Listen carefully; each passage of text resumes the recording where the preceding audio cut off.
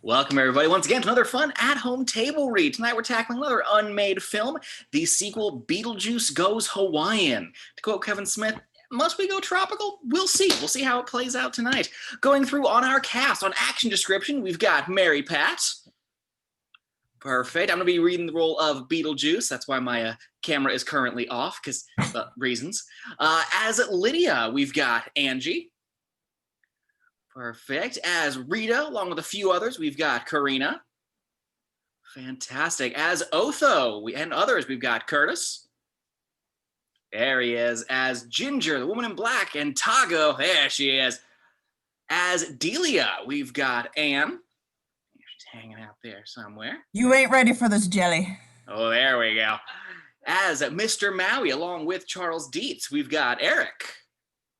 Perfect. And as the Mind Cloud, Spike, and a few others, we've got Tyler. All right, well, Mary Pat, take us away. Interior, Beetlejuice's room, dawn. The small bedroom is a mess. Beetlejuice gets up. He is in pajamas. There's a woman in the bed. Her face can't be seen. Bleary, Beetlejuice pads through the kitchen. Interior kitchen. He crosses to the stove, shakes the kettle to see if there's enough water, lights the stove, glances at the 2 watches on his wrist. He opens the window over the sink. A rush of flame. He quickly shuts the window. He takes a toothbrush from a tumbler by the sink, brushes his teeth for a microsecond, slaps water on his face, then dries his hands under his armpits.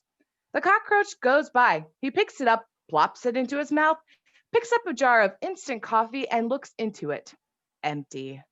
The kettle starts to whistle. He pours hot water from the kettle into the jar, swishing it around to pick up trace elements of coffee. Then he pours the pale brown liquid into a cup with a picture of Elvis on it. He nods respectfully to the image of the king, then slurps and drinks. New angle. The woman is standing in the doorway. Her body in a dirty cotton slip is beautiful, but her face and arms are disfigured with blisters. This is Rita, burn victim. You want some breakfast? I'm late. He puts down his coffee, takes a janitor's coat from a nail on the door and puts it on over his pajamas. He picks up a bucket and a mop and opens the door. Rita hurries over and gives him a kiss on the cheek. The ring finger on her left hand is missing. There's a new club opening tonight, and... Give me a break. You think I want to be seen out with you? Jesus. He leaves. Interior, afterlife. Corridor with doors. Beetlejuice carries his mop and bucket down the false perspective hallway. A bum is leaning on the wall. A small dinosaur goes by.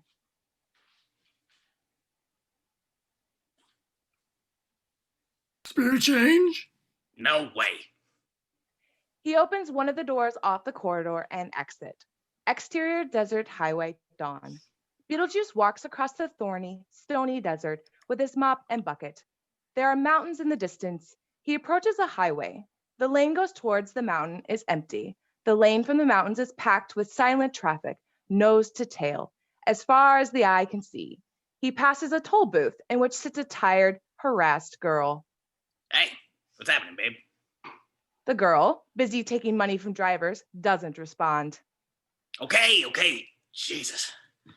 Why do I waste my breath? He crosses the highway between 2 barely moving cars. The drivers are like zombies. Yo, lighten up! Goddamn zombies. There's a weird freestanding door at the side of the highway. Beetlejuice opens it and steps through. Interior kitchen. Rita is sitting at the table weeping. There's a knock. Who is it? Kahuna! Hold on. She picks up a paper bag with eye holes cut into it and puts it over her head. Then she opens the door. Outside are 5 ancient Hawaiian holy men in full regalia. Their chief, Ahi, is a tall, thin, elderly Hawaiian with a noble air. Noticeable are Koolau, who has leprosy, and Kuanu, a fat goanna. Greetings, we are Kuana of Kanuka. Interior, vast supermarket. Beetlejuice enters a vast, empty supermarket. A faint noise comes from the checkout in the far distance. He takes up position near the canned soups and starts to mop the floor. The soups behind them are labeled Cream of Nowhere. Interior kitchen. Rita, with a bag over her head, is talking to the ancient Kahuna, who is gathered around the kitchen table. Ahi brings out a large book marked Revised A to Z, Guide to Hell, 3rd level. He opens it. It's the 23rd exit left off the 19 corridor, then about a mile east. Interior vast afterlife supermarket. Beetlejuice takes an old photograph out of his inside pocket and looks fondly at it. Then he hears a noise. Halfway up the aisle, in the cat food section, something moves. Beetlejuice returns the photograph to his pocket and, holding his mop like a weapon, approaches a carton labeled Gone Cat, which shows the silhouette of a dead cat, its 4 legs in the air. The carton shivers. Beetlejuice raises the mop handle. The carton falls, revealing a human head attached to a slug body. Its mouth is full of cardboard and dry cat food. It looks up at Beetlejuice, chewing. Scram! He hits it with the mop handle. The slow head slithers away. Beetlejuice tidies the shelf. Ugh, these things had hands, they'd be worse than kids. He pulls out the old photograph and is about to look at it when... Greetings! Beetlejuice jumps. The ancient Hawaiians are standing behind him. Are you Beetlejuice, the bio-exorcist? Who wants to know? We are the Kahuna of Kanauka. So, this is the cat food section. We need your help. Oh, Holy Island hath been violated, sir. They have builded on the sacred ground over the bones of our kings. That's too bad. We can pay. In what, shells? and potions. Sorry, fellas. No dice. I lost my license. Lost your license? The ancient Hawaiians look at each other, crushed. Beetlejuice mops the floor. Hawaiians. Jeez. They shuffle off, grumbling. Beetlejuice looks around to check that they're gone. Then he pulls out the photograph and gazes at it. Close on, photograph. It is Lydia Dietz. Interior moving helicopter day. Close on, Lydia. Looking out of the helicopter window, the Hawaiian pilot is at the controls. Delia and Charles are looking out the window. When we get around this point, you'll see Kanuka. Their point of view, they are flying past a sea cliff in which cascades a series of waterfalls. Exterior sky and Hawaiian coast day. The helicopter, which floats, is flying, following the coast. Listen, Lydia, this will interest you. In 1863, the King of Hawaii sold Kanuka to a British naval officer for $500. It stayed in his family for 127 years. And then we bought it. Close on, Charles. Though it costs a little more than $500. Ha ha! Exterior sky coast day. The helicopter flies around the cliff. Interior moving helicopter day. There she is. Their point of view, a few miles offshore is a tropical island with beaches, forests, lagoons, and a volcano. Kanuka, cheap at any price. Exterior bikini beach day. Noise of bulldozer. Close on, beach. A family of crabs are strolling along. A shadow falls over them. Suddenly the crabs are crushed under the train tracks of the bulldozer. In the cab of the bulldozer, a Hawaiian driver operates the levers, a cigarette in his mouth. A second bulldozer is scooping up a high-grade sand from a pile in the grass and dumping it onto the beach. Close on, shovel tipping sand onto the group of crabs. A good-looking Hawaiian enters the shot and starts to dig out the crabs. This is Kimo. Two girls join him, Edgy, Hawaiian, and Ginger, African American. They dig out the crab. Kimo glances at the ocean. No sign of the surf? Edgy and Ginger look out the sea. Their point of view, the sea is flat. Gods are angry. Kimo digs out a crab. It wobbles off the sea, dragging one of its legs. Oh, go, go. Kimo turns. Coming towards him is Otho, a clipboard in his hand, angry and ridiculous in Hawaiian shorts, and four Hawaiian security guards, including security chief Buhuga, an ex-boxer. This beach is private. If I see you here again, you'll be thrown off the island. Let's go. Edgy and Ginger and Kimo move off. Satisfied, Otho turns towards the bulldozer. His point of view, the bulldozers have stopped working. Why have they stopped? I don't know, sir. This beach was supposed to be done 3 weeks ago. Otho notices something at his feet. What's this? He bends down and picks up a small rock. What's this rock doing here? The guard shrugs. Exterior, another part of the beach day. Kimo, Ginger, and Edgy join the rest of their gang of Beatniks who are gathered under some leaning palms near a group of surfboards.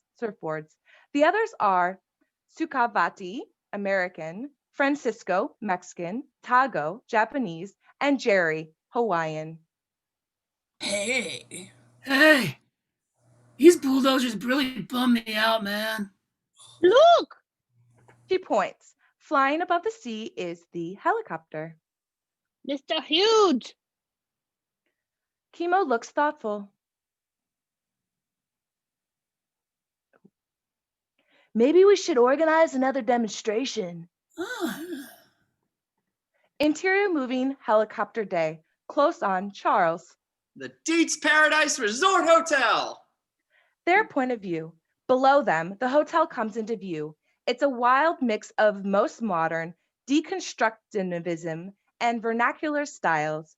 The impression is of a Las Vegas hotel with a tropical zoological theme, designed by a New York trendy with a penchant for cute. The main building with its front and back terraces, staff block, and villas look over a cove, the hotel beach, half of which is a marina with a large main jetty. A few yachts are moored here. The hotel beach curves into a rocky cliff where the Hulu restaurant is situated, overlooking the ocean. Behind the main hotel buildings are a cluster of smaller buildings, the Tiki Casino, the Joy Discocate, the Wellness of Fitness Center, bungalow villas, and stables. Newly made roads thread through the hotel to 2 parking lots, a helipad, tennis courts, and swimming pools. The hotel is encircled by 3 golf courses, which border on the forest. With this deal, my economic position went from small fry to great white shark.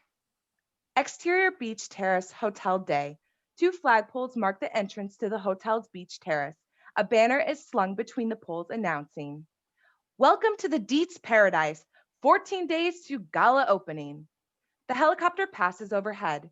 Exterior main entrance of hotel day. The Beatniks demonstrate outside the main entrance of the hotel, carrying play cards saying, "Go home" and "Save Kanuka." Facing them in the hotel steps are Bungahu, the Hawaiian security chief, and 3 security guards. 2 maids are scrubbing the steps. A Jeep with enormous wheels is parked nearby. Hey, ho, these hotels got to go. Hustlers, go home, man! Go back to New York. No death culture here! Charles, Delia, and Lydia have appeared round the side of the building. They are headed for the Jeep. What's going on? Nothing. Charles steps forward and raises his hand. This is an eco-friendly resort. My ass. We're on your side. Lydia notices that the tousle-haired Kimo is urgently attracted. She returns her glance, curious. Then he confronts Charles. The blue turtle, the bird, the Koolau, Kalua, they're extinct on the other islands, man. This is the only island left. I don't have time for this. Get in the car. This is sacred land. Buhuga and the guards push the Beatniks away from the car. All we want is a meeting. Lydia and Delia get into the Jeep. We're on your side. Don't worry. Why don't you meet with us? I'm busy. It's 14 days to the opening. Lydia looks through the car window at Kimo. Charles gets in. You destroy environment. No one cares more about the environment than me. He starts the car. Or me. Buhuga and the guards pull the Beatniks away from the car. Go home, go home, go home. The Jeep drives away. Lydia looks out the rear window. Exterior Hula restaurant day. The Hula restaurant is Hawaiian in style with a thatched roof. It overlooks the ocean. The big-wheeled Jeep is parked outside. Interior Hula restaurant day. Charles, Delia, Otho, and Lydia are seated at a window table. A pretty Hawaiian waitress wearing a button says, "Happy to serve you," puts 4 tropical cocktails on the table and leaves. In the background, 2 women are varnishing the paneling. Otho raises a glass. Here's to Lydia's first visit to Kanuka. They all clink glasses. How was college? Okay. No, Otho is the architect? He designed all this. Lydia nods. Have you had the tour? Not yet. See you, Lydia, frowning, her point of view. In a far shadowed corner, the ancient Kahuna are sitting at a table playing drafts. Angle on, ancient Kahuna. There must be other bio-exorcists. That girl can see us. They turn to look at Lydia. Ahi makes a magical pass. They vanish. Lydia. Lydia, Otho's talking to you. Oh, sorry, I thought I saw something. It doesn't matter. Don't forget we're seeing Mr. Mall this afternoon. Ah, yes, the great Mr. Mao. What's that? The Island Holy Man. Delia wants him for the hotel. He could do psychic readings for the guests. Charles nods appreciatively. Exterior countryside day. A white Range Rover is driving along a narrow dirt road. Interior moving car day. Delia is driving. Otho is in the passenger seat. So, how's it going with Mr. Dietz? Ugh, he gets worse. He doesn't read. He hates art. All he cares about is money. Exterior countryside day.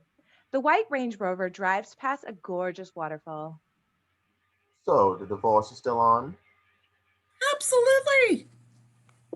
Exterior old village day. The Range Rover is parked at the bottom of the hill. Otho and Delia are walking up towards an old deserted Hawaiian village. How much did Charles make last year?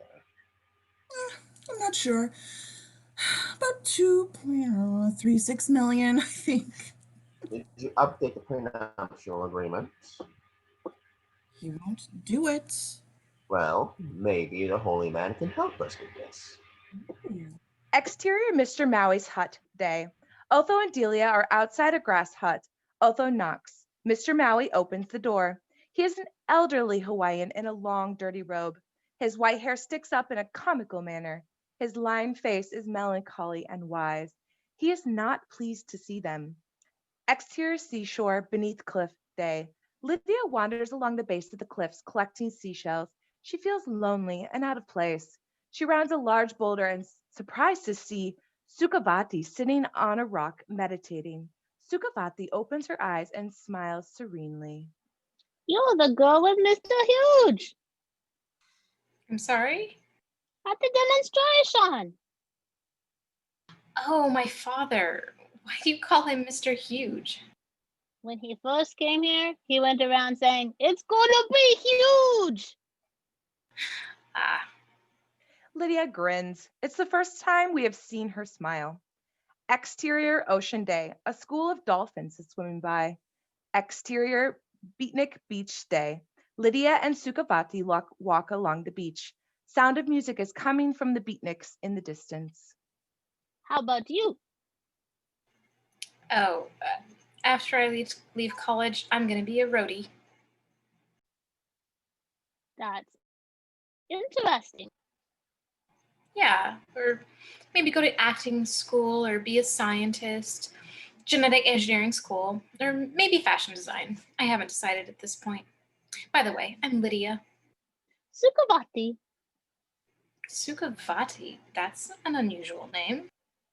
It's what I was called when I lived in Atlantis. Oh, what did your mother name you? Esther. Well, I got to go. Nice meeting you. Sukavati heads off towards where the Beatniks are gathered, under some leaning palms. Lydia watches her go, feeling rejected. Exterior countryside day. Delia and Otho are going down the hill towards the White Range Rover. They have both been stimulated by their meeting with the Holy Man. He's amazing. Oh, wonderful. The real thing. Did he give you a mantra? Oh, Did he give you a mantra? yes. We Kupa bis phony. What's yours? Owata Duor Ki Arm. Exterior chicken ranch. Old Hawaiian village day. A dirt road leads towards the Hawaiian village to an old clapboard ranch house with chicken huts and a corral containing 2 horses. On the porch is a large cage containing an injured parrot. Interior main room ranch house day. The interior is an eclectic mix of farmhouse, Hawaiian, and beatnik. There are 2 dogs and 6 cats. There's a pot of stew on the table. Tago ladles out a bowl for Francisco and himself.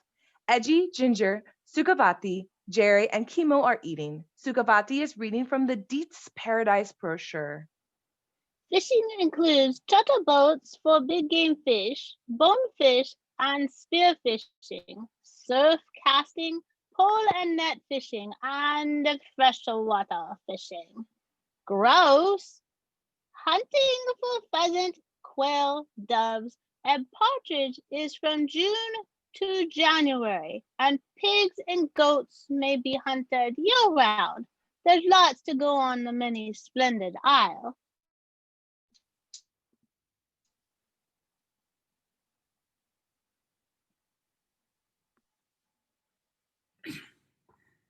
In 20 years, there'll be no difference between here and Miami Beach. Maybe we can make Sorry, man. The cat was into something. How? kidnap him. Nah, we should talk to Mr. Maui. The Beatniks nod assent. Yeah, we can ask him why there's no surf, too. Exterior jungle day. Lydia wanders alone in the beautiful jungle. Huge flowers, bushes with fantastically shaped leaves, dappled with sunlight.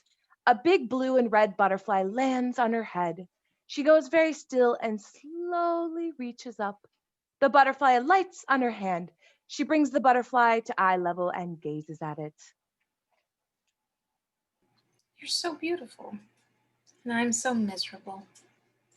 The butterfly flaps away over the lush, exotic vegetation. Exterior dirt road day. The range roader drives along the dirt track. The voices of Delia and Otho reciting their mantras fades in. Wase kopo bese o watador kiarm. Wakupo bis phony. Suddenly, the car brakes. Otho almost goes through the windshield. Interior car day. Delia, what are you doing? I've never been so insulted in my life. What do you mean? Don't you get it? The mantra. Oh, what a dork I am. Coincidence? Do yours. Wake up, obese phone. Wake up, obese phony. He stares at Delia, dumbfounded. Exterior village day. Mr. Maui sits cross-legged on the ground outside his wattle and dowel grass-roofed hut. The Beatniks sit gathered around him. I do. Everybody gone to work for a hotel. Whole village, Karaplui. But why is there no surf? Doomed. Everything. Finished. The Beatniks look worried. Exterior edge of village day. Lydia comes out of the jungle into the village. She looks around at the deserted huts. She can hear voices. Exterior, Mr. Maui's hut day. Mr. Maui's posture denotes hopelessness. What if we chant? No. We could burn down the hotel? No, they got the howly magic. Howly magic? Insurance. There must be something we can do, Shaw. Maybe there is one who can help with the surf. Who? Mr. Maui points. Her. The Beatniks turn. Lydia is peeping out from behind a grass hut. Exterior, Mr. Maui's hut day. Lydia is sitting in the corner of the circles of Beatniks, opposite Mr. Maui.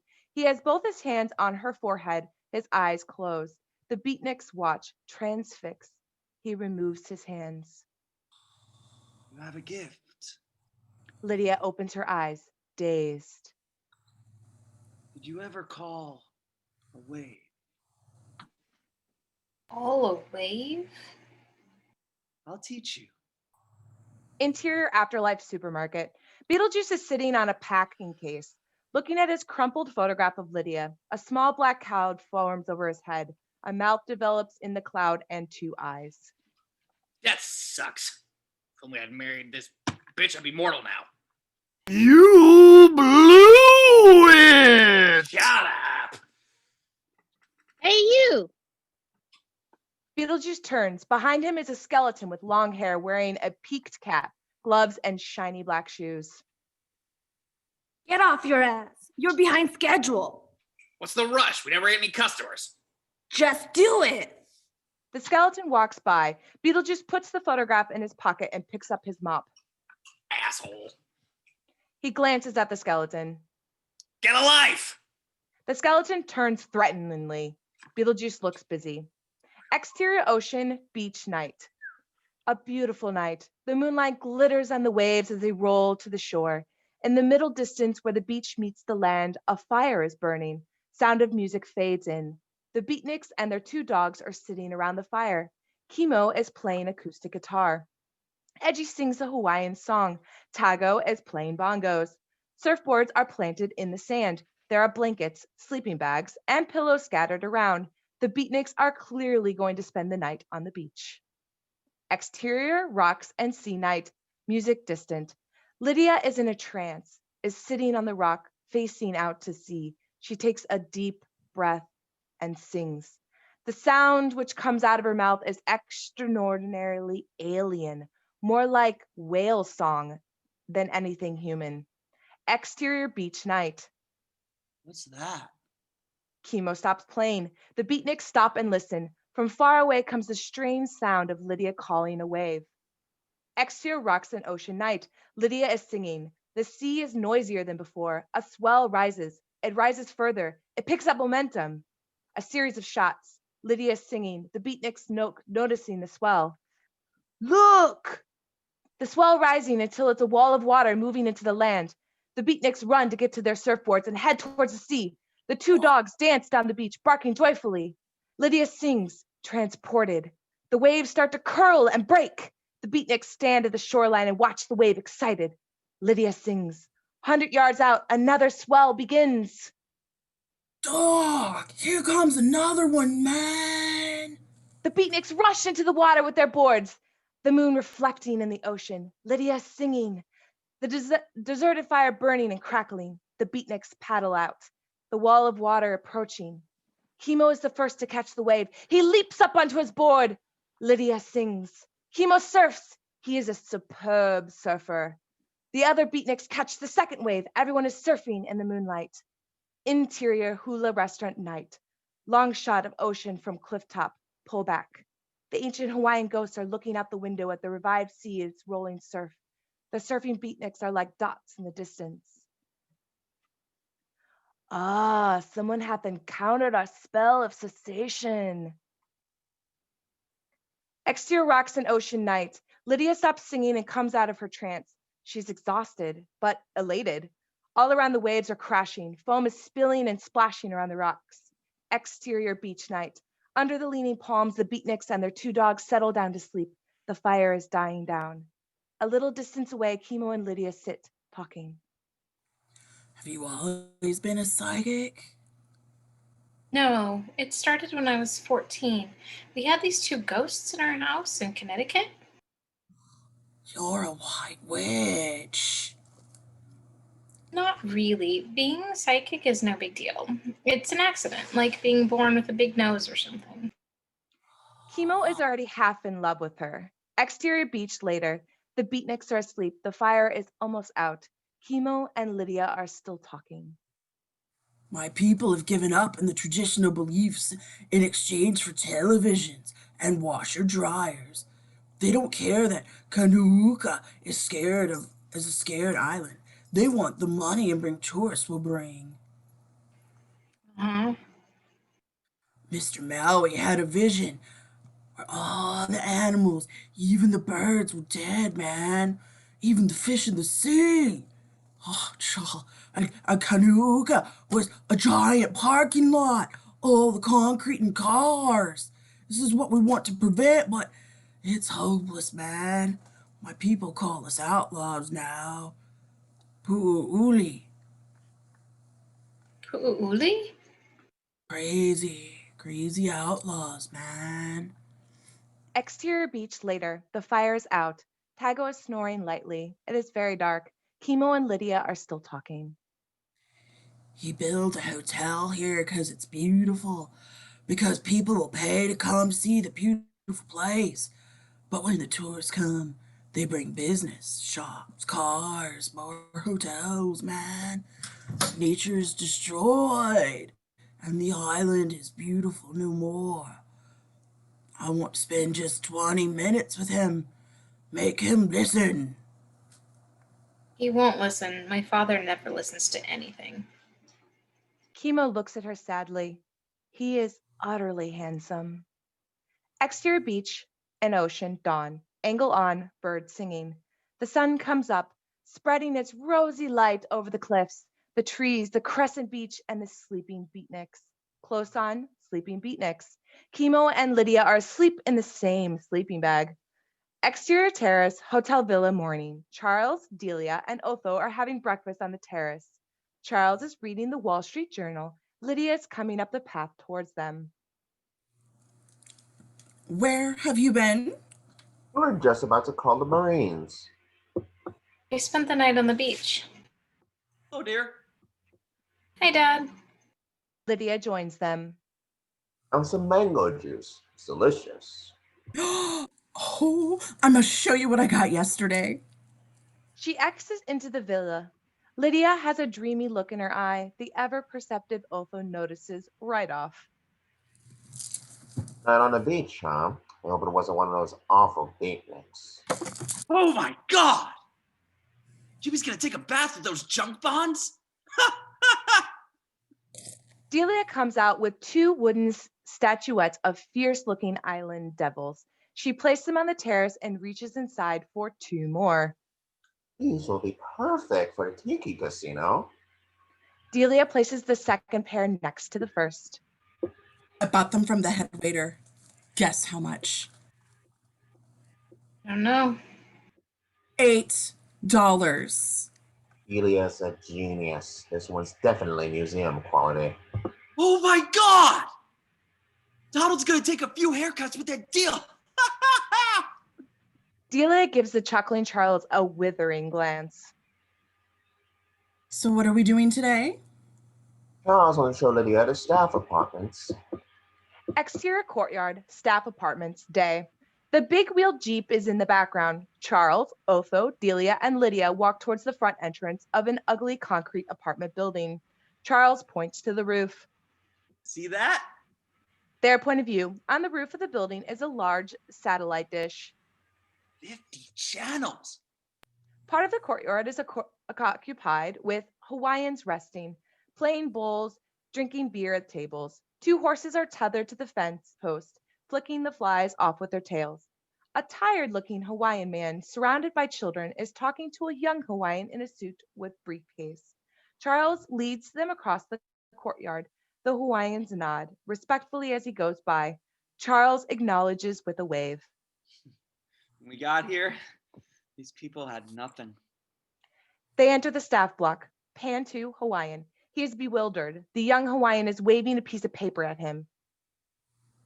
Everyone's got to pay tax.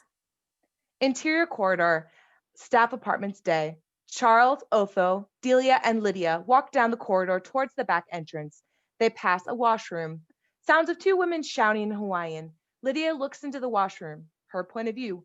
Two Hawaiian matrons are arguing. One of the washing machines has flooded. They're here. Exterior backyard staff apartments day.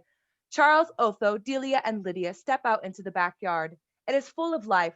Washing is hanging up to dry. Chickens are roosting in the dust. Children and dogs are playing. Charles and Otho and Delia look with dismay at it all. They're turning the place into a pigsty. Well, we can deal with that later. Charles parts a wide white sheet and walks through. Otho, Delia, and Lydia follow. Walking through the world of white sheets, the last sheet parts to reveal an elaborate ornamental pond with Rocco fountain. Children are splashing about in the pond. Copy from a fountain in Versailles. Charles looks disapprovingly at the children in the pond. Those kids shouldn't be there. Exterior, another part of the backyard, day. Charles is about to enter a doorway when a German Shepherd dog barks at him. The dog is on a leash attached to a hook set into the wall beneath a window. A man appears at the window. Is this your dog? Yes, sir. The man leans out the window and pulls the dog back. Not allowed dogs. Eh? Dogs are not allowed. I'm good dog, sir. You protect my property, sir. You'll have to get rid of it. Charles steps through the door. Otho, Delia, and Lydia follow. Interior lobby, staff apartments, day. They head for the front entrance. These people got some pretty funny ideas. It's not his property. It's my property. Exterior front entrance, staff apartments, day. Charles, Otho, Delia, and Lydia come out into the courtyard. An old Citroen 2CV is parked nearby. Suddenly, Gerry, Tago, Francisco, and Kimo appear and grab Charles. Hey, come on now. What are you doing? Kimo winks at Lydia, who smiles back. You can't do that. What's going on? Hands off me. Various Hawaiians watch, curious and uninvolved. The Beatniks bundle Charles into the Citroen. Gerry leaps into the driver's seat. You are in big trouble. Kimo jumps into the passenger seat. The car drives off in a cloud of dust. They've kidnapped him! Exterior ranch house day. Establishing shot of a ranch house with an old Citroen parked outside. The injured parrot in the cage ruffles its feathers. Interior main room, ranch house day. Charles, angry and defensive, is sitting in a chair surrounded by the Beatniks. Charles addresses the girls, Sukavati, Ginger, and Edgy. Why do you hang out with these guys? What's in it for you? Come on. You could be doing so much better. You're all very striking, obviously smart women. You're selling yourself short. Cut the flattery, Charles. We don't buy it. I mean, look at these guys. He indicates Tago, Francisco, and Gerry. They're filled with hate, poisoned by jealousy for anyone who's successful. Kimo enters the room with some papers and photographs of animals. You're a stupid guy. You put yourself in a no-win situation. Calm down, man. We just want to talk. He gives Charles some literature. In the past 30 years, 40% of Hawaiian species have become extinct. 40%! Oh, like it is, man. It's a shame. It really is. You know, if you guys had come to my office and talked to me. We tried. You wouldn't see us. Listen, ladies. Why don't you come over to the winning team? It's only human nature to want to go with the winners. He points to the Beatnik boys. Well, it ain't them. Buhuga and 5 guards burst into the room, all with guns. Freeze!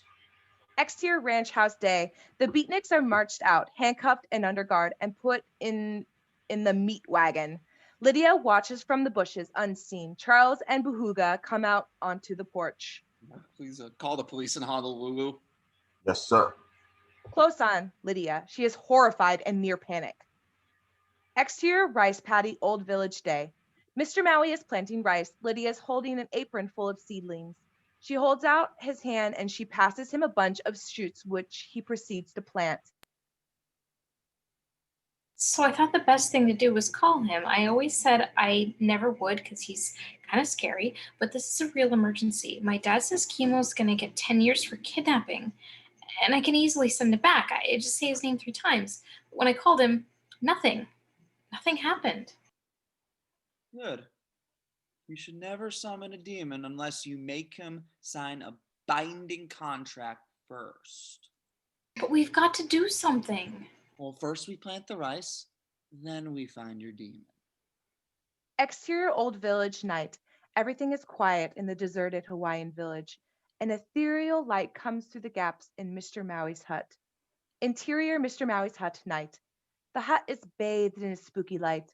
The walls are covered in effigies, masks, carvings, and Kabbalistic artifacts. On the floor is a circle of conch shells. Inside the circle, Mr. Maui and Lydia are sitting knee to knee. Slowly, Lydia's semi-transparent astral form rises from her body. Intuition is the universe speaking to you. Follow your intuition. Lydia's astral form breaks into a mass of shimmering points of light and disappears. Interior, exterior, subatomic universe. Lydia floats past strange molecular structures, bundles of moving filaments, pulsating nuclei, and orbiting electrons. She grasps the edge of a small, free-floating island and pulls herself up onto it. The island is about 6 feet in diameter. She stands and looks nervously around. Follow your intuition. She recovers her courage, steps off the island, and floats down a pale, cream ribbon-like pathway, which loops and twists into the distance. She walks along the pathway. She notices something in the path ahead of her. Her point of view, moving slowly along the path, is a small green worm. She picks it up. The worm opens its little mouth, bares its fangs. Tiny little porcupine hairs sprout on its body as it arches back and hisses aggressively. Lydia startles, drops the worm. It sprouts dragonfly wings and whizzes away.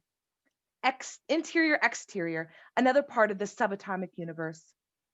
Lydia approaches a rectangular window which hangs into space about 4 feet below the undulating pathway. Lydia swoops down, her feet left on the path, and looks through the window. Her point of view, the Garden of Eden, a beautiful garden, rolling green hills, beyond and beyond that, a range of purple mountains topped with fluffy white clouds, a fairy tale landscape. A bird of paradise squawks and flutters from a bush. 2 giraffes appear and lope away in the grove of flaming trees. Lydia tries to open the window, but there's no latch. She taps on the glass. It makes no sound. Then she feels something land on her shoulder. It's the little green worm. It folds its wing and crawls down her arm, across her hand, passes through the glass into the garden. Lydia tries to put her fingers through where the worm went, but the glass is solid. She rises back up to the pathway. Cut to view through window. A beautiful woman appears from behind a clump of blooming rhododendrons. She is accompanied by a posse of extinct animals. Interior, external, subatomic universe, and helium ocean later. Lydia walks along the ribbon-like pathway. Ahead is a transparent silver rolling ocean of helium stretching to the horizon. Lydia's perplexed. She needs to go that way, but how? Her eyes strays to the silver triangular shape which sprouts from a collection of molecules a few yards distance from the path. She rises onto her tiptoes and pushes off the path, floating over to the molecular cluster. There, she snaps the stalk beneath her triangle and takes it with her, floating towards the helium sea. Interior, exterior helium sea. Lydia hits the first wave, positions herself on the triangle, wobbles, gains her balance, and surfs. Interior, exterior, helium sea, and lunar landscape. The helium sea laps at the shore of a lunar landscape. Craters, black, pitted rock, bizarre geological shapes, and occasional outcrops of fungi. The sky is dotted with molecular structures. Lydia surfs to the land. Behind black lava rock watching her is Corel, The corral is a small, vicious bone man. Its head is a crushed-in human rib cage. The lungs are his eyes. It has skeletal arms sprouting from its horned head, and its bone legs end in fleshless, tree-rooted feet. Another part of the lunar landscape. Lydia descends a rocky incline towards a marble archway. She goes through the arch into the blackness. Interior seminar room. On the stage at the far end of the room, a man with a disfigured face is speaking through a microphone. The room contains about 10 chairs in which sits an audience of ancient victims, including a human head with a pair of feet attached to his neck. Dave. Lydia peers through the wall at the back of the room. Every time someone said to me, "It can't be done," I persisted. I persisted and persisted until I proved them wrong. Right on. Here on that one. Hold on to that thought. The simple fact is this: if you try the hardest, if you work the hardest, if you put in the longest hours, you will pull ahead of the pack. Yeah, right. Yeah, I'll get behind that. Dave notices Lydia and frowns.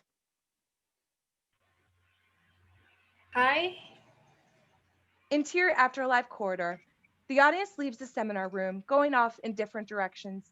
A bum sits with a card saying, "Hungry and homeless." Lydia comes out with Dave trotting along beside her. Always get a kick out of that guy. He really knows what's important about being dead. What's your name? Lydia. I'm Dave. So what are your goals? Well, my main goal is to find someone called Beetlejuice. A consumptive kid goes by on a skateboard. Maybe I can help. Really? Sure. Aren't you going to ask me what my goals are? Oh, sorry. What are your goals? 1. Get a body. 2. Fall in love.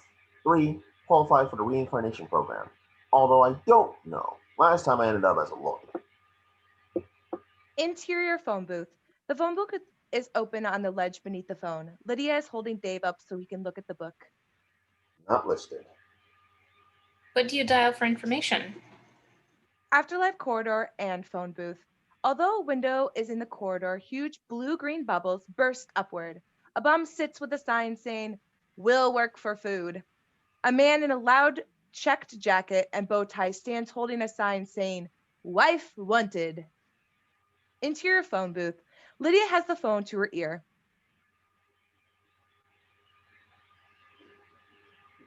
We value your call. Please don't hang up. Continue to hold and call will be taken in the order received. Thank you.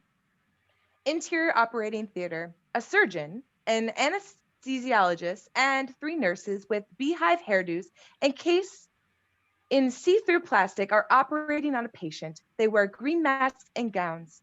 Lydia and Dave enter through the fiberglass swinging doors. You've been waiting on the phone for 20 years. Swear to God.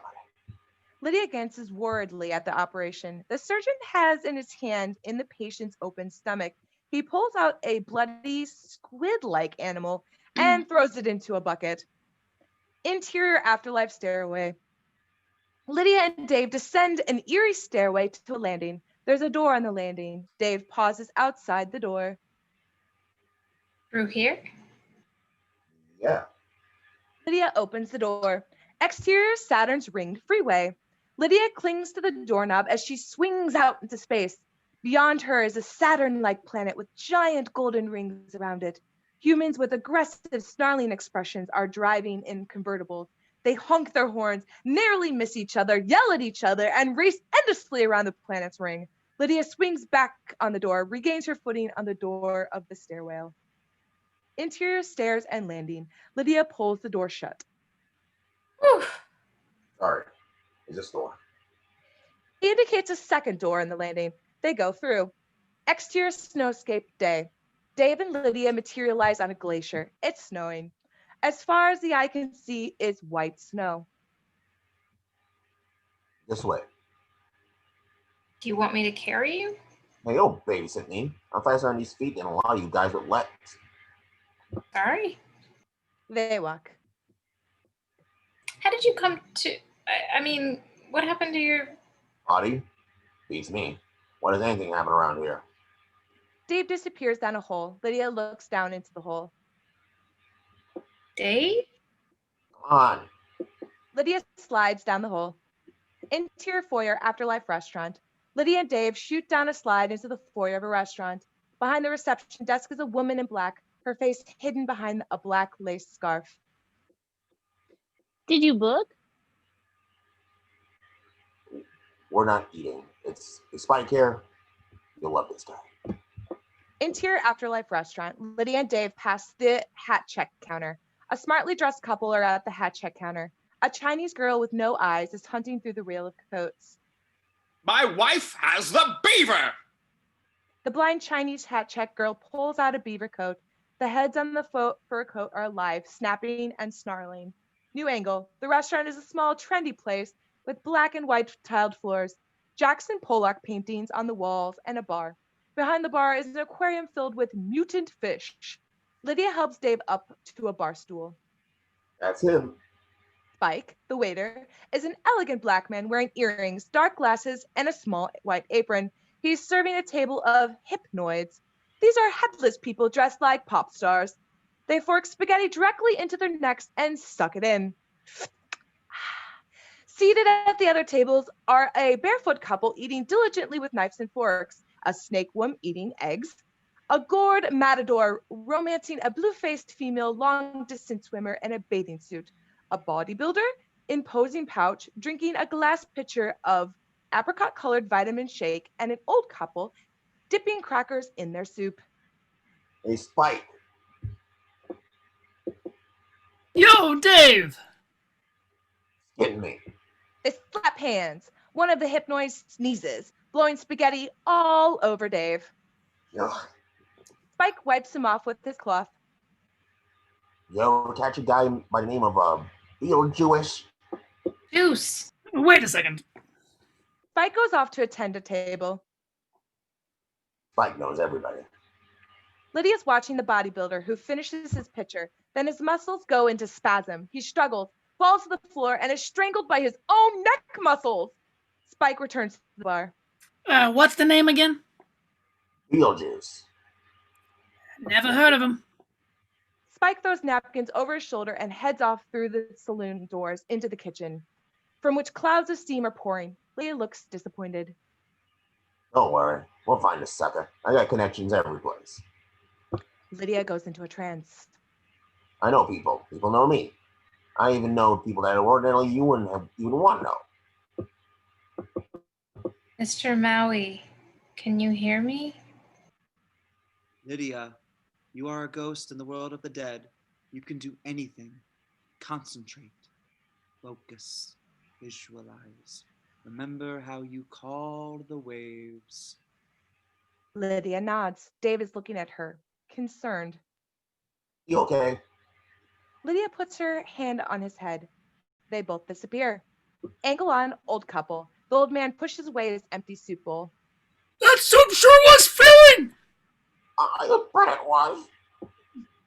Interior Afterlife supermarket. Beetlejuice is sitting on a packing carton behind the end of one of the shelves reading Pent Up magazine. Hello. Why does everybody sneak up on me? He turns and sees Lydia and Dave. He is stunned. Is it you? Uh-huh. How did you get here? I came out of my body. Where's your body now? He touches her. His hand passes through. Dave is shocked. Dead. I need your help. Dave runs off and hides behind a display of soup powders. They took away my license. What can I tell you? Angle on, Dave. This is messing with my head. Lydia turns to face Beetlejuice. Okay. If I get your license back, will you, in return, scare some developers off an island? How are you gonna get my license back? Will you do it? Give me a second. Beetlejuice steps around into the next aisle. Interior, next aisle. Alone, Beetlejuice ponders. The dark mind cloud appears above him. I want her, and I want her out of here. I want to be mortal. She has to fall in love with you. That's no problem. And marry you. Piece of cake. Interior previous aisle. Afterlife supermarket. Lydia takes a soup can from the shelf and tears off the label. Beetlejuice steps around the corner. I'll do it. Good. A blue-white light spreads from Lydia's hand and envelops the label. The label changes into a clean, square piece of paper. What's that? Close on paper. The typewritten terms of a contract appear magically on the note paper. A contract. What do we need a contract for? I don't trust you. Dave appears from behind the washing powders. Lydia, we need to talk. Excuse me. She picks up a small piece of spaghetti from Dave's head, close on her hand and spaghetti. Bathed in blue light, and the string of pasta is turned into a pen. Dave watches, amazed, as Lydia gives the pen to Beetlejuice. Sign it. Beetlejuice shrugs and signs the contract. You know, you were pretty cute before, and now you are one beautiful young lady. I mean that. Do you still want that body? Sure. Lydia extends both her hands towards Dave. Blue-white light beams from her fingertips, enveloping him in light. Beetlejuice watches appalled as Dave turns into Beetlejuice. Wow, classic. Would you witness this, please? Dave takes the pen and signs the contract. Somebody want to tell me what's happening here? Dave, I want you to take his place while we're gone. Wait a minute. How quickly can you do it? I don't know. Take as long as you want. Dave feels himself fall over. This is excellent. Interior men's room with full-length mirror. The door opens and Beetlejuice enters, followed by Lydia. This way. Beetlejuice steps to the mirror. Lydia follows.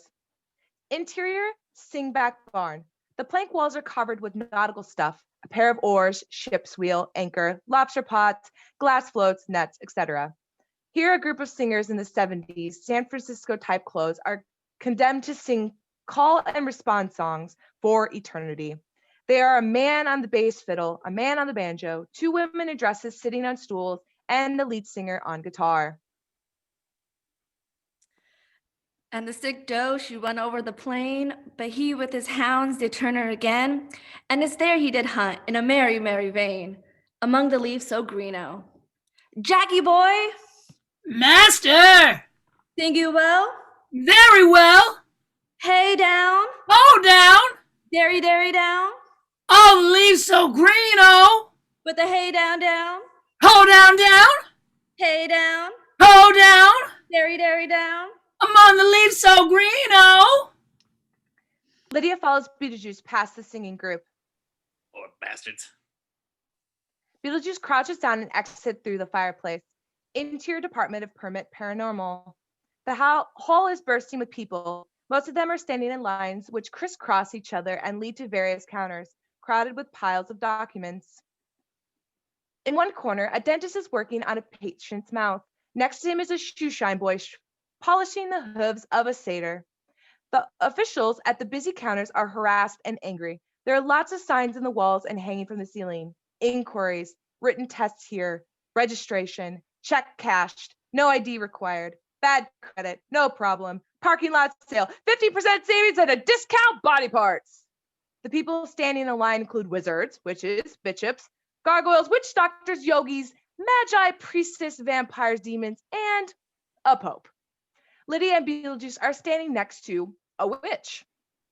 This line's for the bioexorcist, right?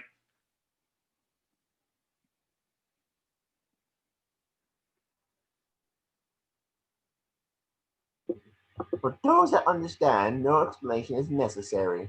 For those that do not understand, no explanation will suffice. Lydia sighs with frustration. What's wrong with everybody? Tell me about it. Lydia looks at the receptionist seated at the counter at the end of the line. She has an axe lodged in her skull and is dealing with an ancient druid with a long white beard. Close on receptionist.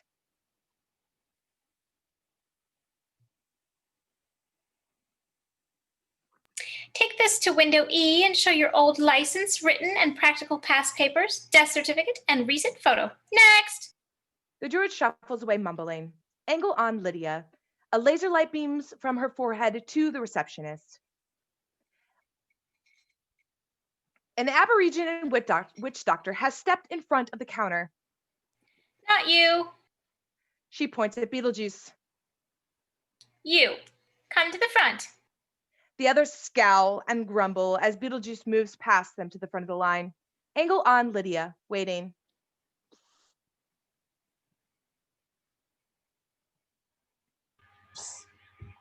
Lydia turns. A dwarf in a trench coat is signaling to her. Over here. What? Lydia goes over to the dwarf and looks her up and down with lust. What do you need? Maybe I can help you. Bioexorcist license? Those are a tough item. What do you got? Lydia shrugs and shakes her head inquiringly. Credits, earwigs, casino action.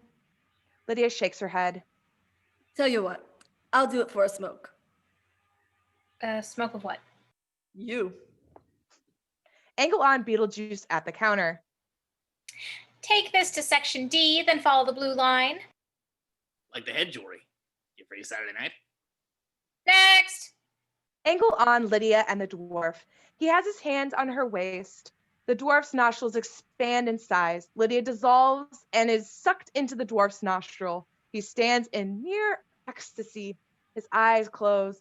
Wisps of the vaporized Lydia trail from his nostrils. Angle on Beetlejuice. He is following a blue line painted on the floor.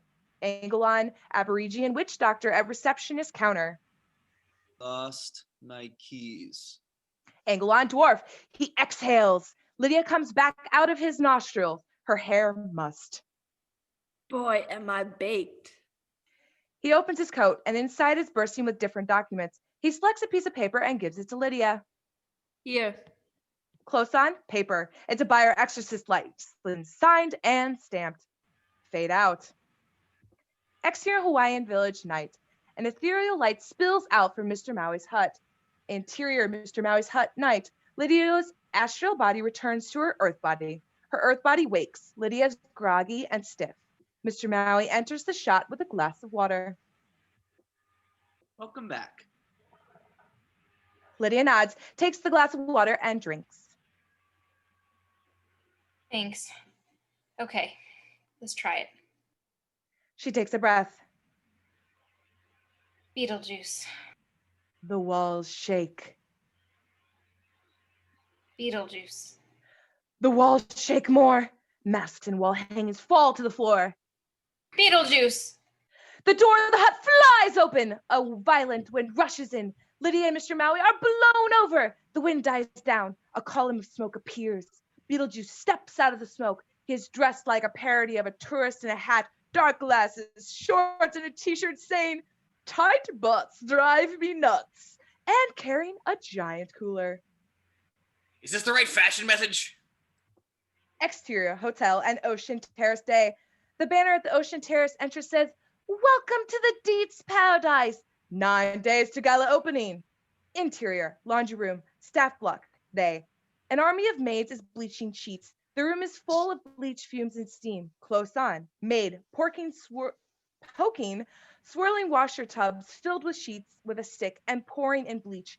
She steps back, coughing. Exterior staff block day. The backyard is festooned with sheets drying in the sun. Close on, drain pipe. The hot white beach water gushes out of the pipe and into the drain.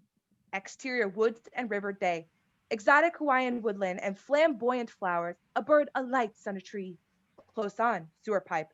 The hot bleach water bubbles into the river. 2 semi-bleached frogs come out of the bank and cough. A rainbow trout belly up in the river, dead. Exterior, golf course day. Close on, honeycatcher bird and a tree branch singing. Delia and Charles with golf bags approach the green where their golf balls are.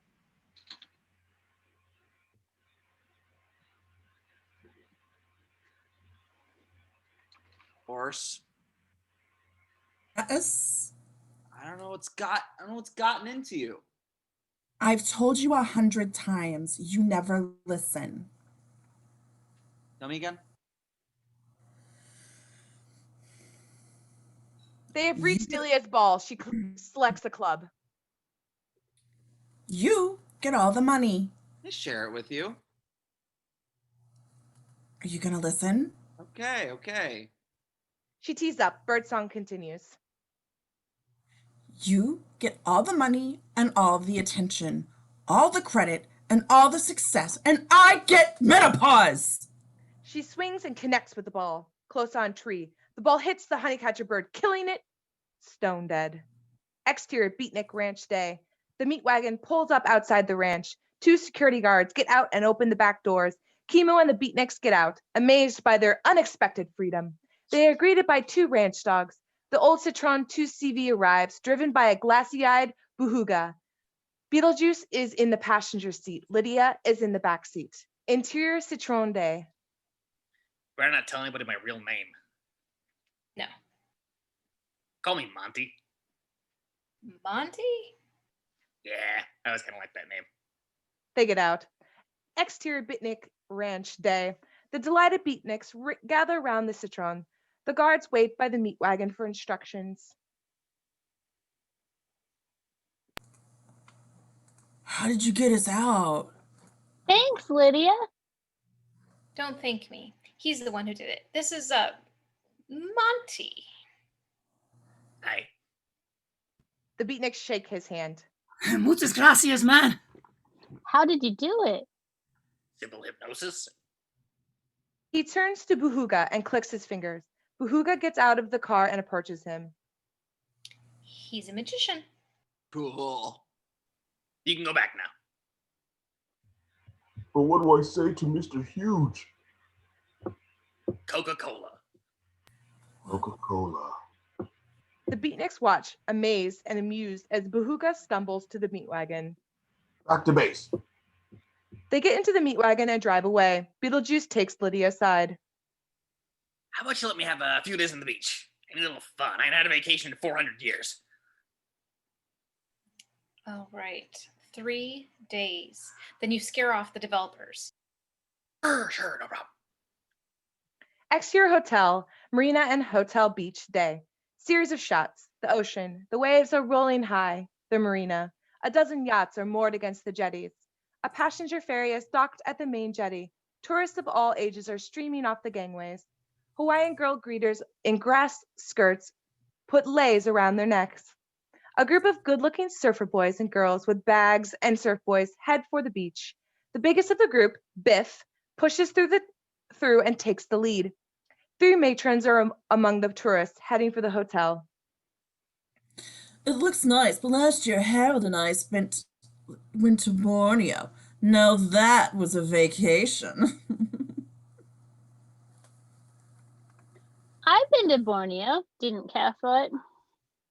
Exterior Hotel Beach Day. The sea is full of swimmers, canoeists, windsurfers, and surfers. Close on beach. The beach is jumping. Hotel seawards are renting out towels, beach chairs, and beach umbrellas. Builders and decorators are putting the finishing touches to a tropical beach bar. 2 babes in bikinis are sunbathing and reading magazines. Hey, girls.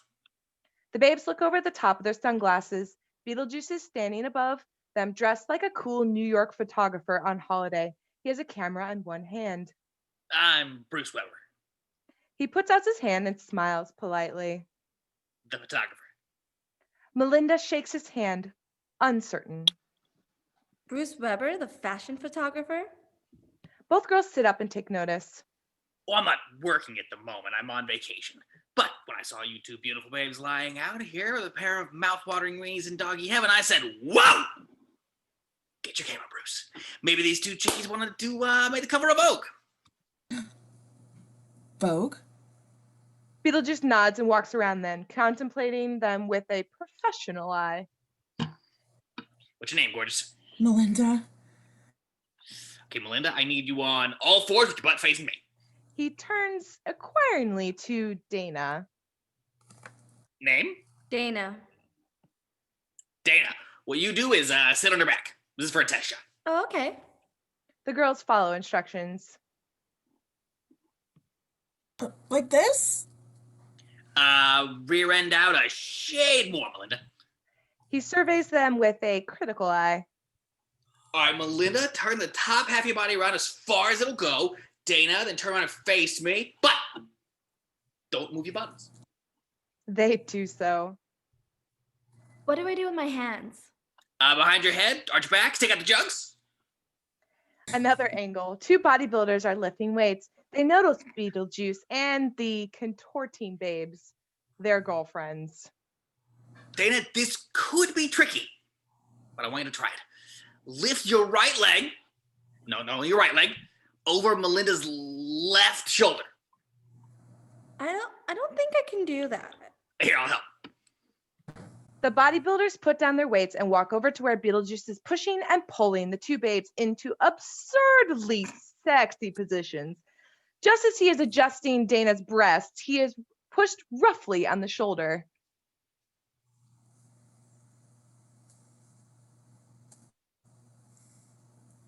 Hey! Do you mind? I'm working. But hell you are. It's Bruce Weber, the Vogue photographer.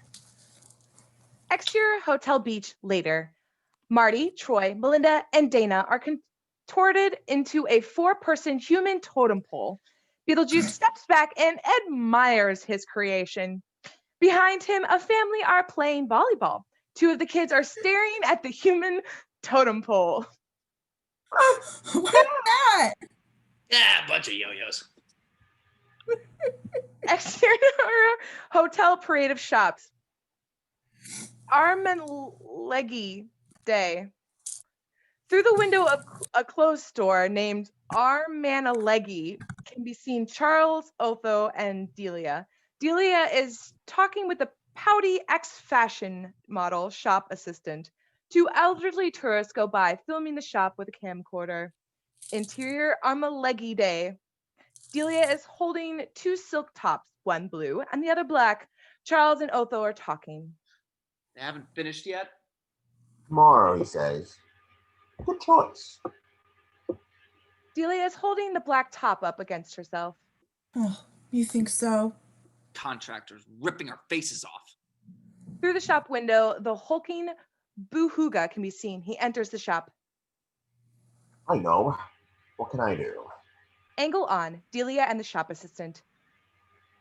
Can you work out the discount? New angle. Why didn't you get rid of the Beatniks?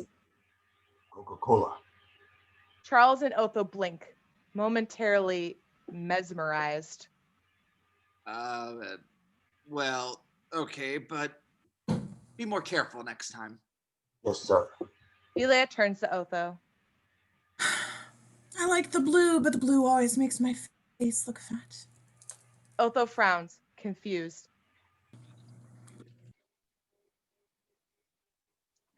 Exterior Hotel Beach Day. A game of volleyball is in progress. Beetlejuice is playing on a team with mom, dad, and two kids against 5 Australians. Series of shots. Beetlejuice bounces the ball rapidly on his hands, head, elbows, feet, and heels, then lobs it over the net. Australian 1 knocks it back. Kid 1 passes it to mom, who passes it to dad, who passes it to Beetlejuice, who catches it on his finger. The ball spins on his finger. The Australians look stern. They refuse to be intimidated. Beetlejuice flips it over the net. Australian 2 knocks it back. Beetlejuice slides along the sand and gets his hand under it an inch before it touches the ground and flicks the ball over the net. Australian 3 knocks it back. Beetlejuice catches it and returns it with both his arms still attached. The Australian scream as the ball with arms bounces on the sand. The armless Beetlejuice turns to his team. Point. External C Day. Lydia surfs. She's good. At the end of her run, she slides up next to Kimo in the shallow water. Where'd you learn to surf like that? Lydia smiles mysteriously, reaches up and kisses him. They fall to their knees, kissing. The surf swirls around them. Exterior Beatnik Beach Day. Music. Beetlejuice is lying on a towel next to 2 beauties eating a large ice cream cone. Troy, Melinda, Biff, Marty, Diana, and the teenage surfers dance to the music from a ghetto blaster. See you, Beetlejuice. His eyes darken, his point of view. Further down the beach, Lydia and Kimo are kissing. Beetlejuice is jealous. Exterior woods near beach day. Beetlejuice enters the woods from the beach. He is troubled. His dark mind cloud appears over his head. It develops a mouth. Its eyes pop into being. Kill him! Kill him and get her on the rebound! I got a better idea. The mind cloud vanishes. Beetlejuice gets up, faces the Joshua tree, and makes a magic pass. The tree turns into a beautiful girl wearing a cactus-like bikini. She wiggles her hips.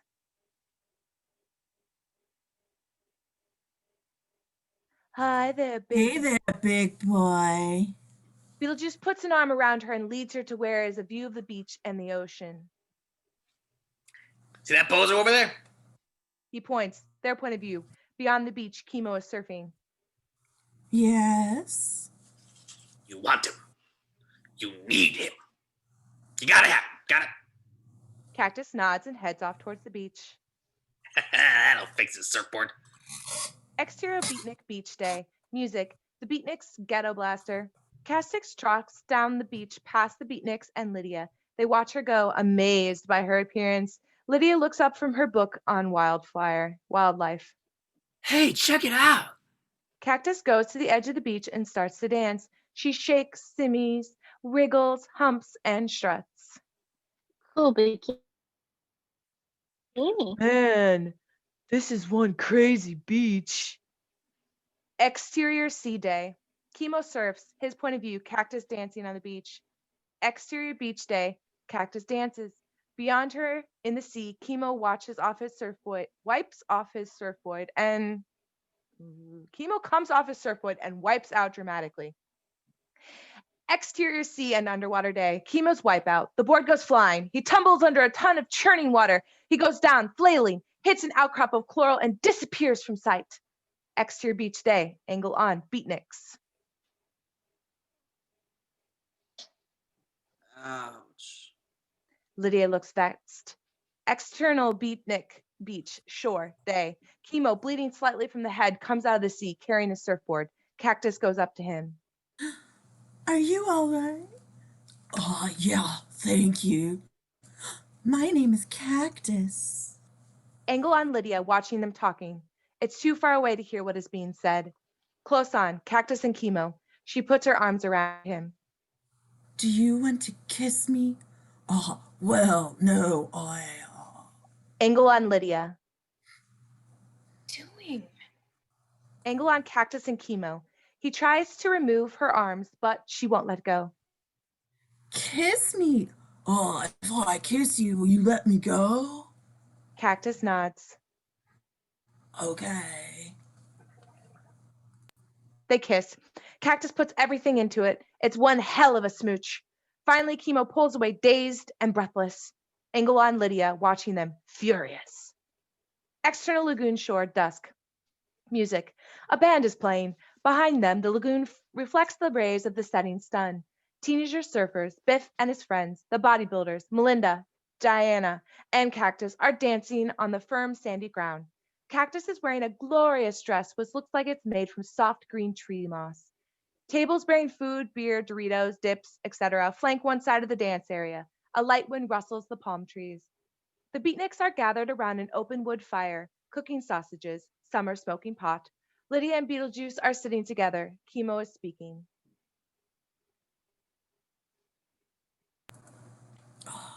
There's media people coming, right, Lydia? Two of the networks. Good. We have to make this the biggest protest yet. We'll be on TV. Maybe Monty could do something? Yeah, like some wild and crazy magic trick.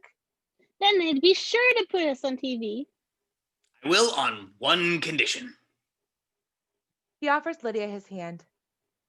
That Lydia join me on the next Lambada. Lydia smiles, a little embarrassed. Okay. See you, Daniel, jealous. Exterior shore of lagoon party night. The band is playing. Lydia and Beetlejuice are dancing a la banda. It is getting too hot for her liking. Beetlejuice has both his hands on her waist, a third hand appearing on her back. A fourth hand settles on her ass. Hey, how many hands have you got? Huh? Oh, sorry. The extra hand shrivels up and disappears. Lydia looks possessively at Kimo, dancing with Cactus. Where did she get a dress like that? Exterior seashore night. Sounds of party from nearby. Beetlejuice walks down the beach, followed by a dubious Lydia. He picks up a lump of seaweed. Here, put this on. He drapes the smelly lump of dripping seaweed over her. It turns into a fabulous seaweed dress. Wow. Exterior lagoon shore party night. The band is playing a fast number. The party is in full swing. Kimo is dancing with Cactus. Lydia, in her astounding dress, enters the dance with Beetlejuice. Look at Lydia. Angle on, Kimo and Cactus. Where have they been? Beetlejuice leads Lydia into a paranormal jumping jive. Lydia is swung through Beetlejuice's legs, over his back, twirled around in space like a hula hoop.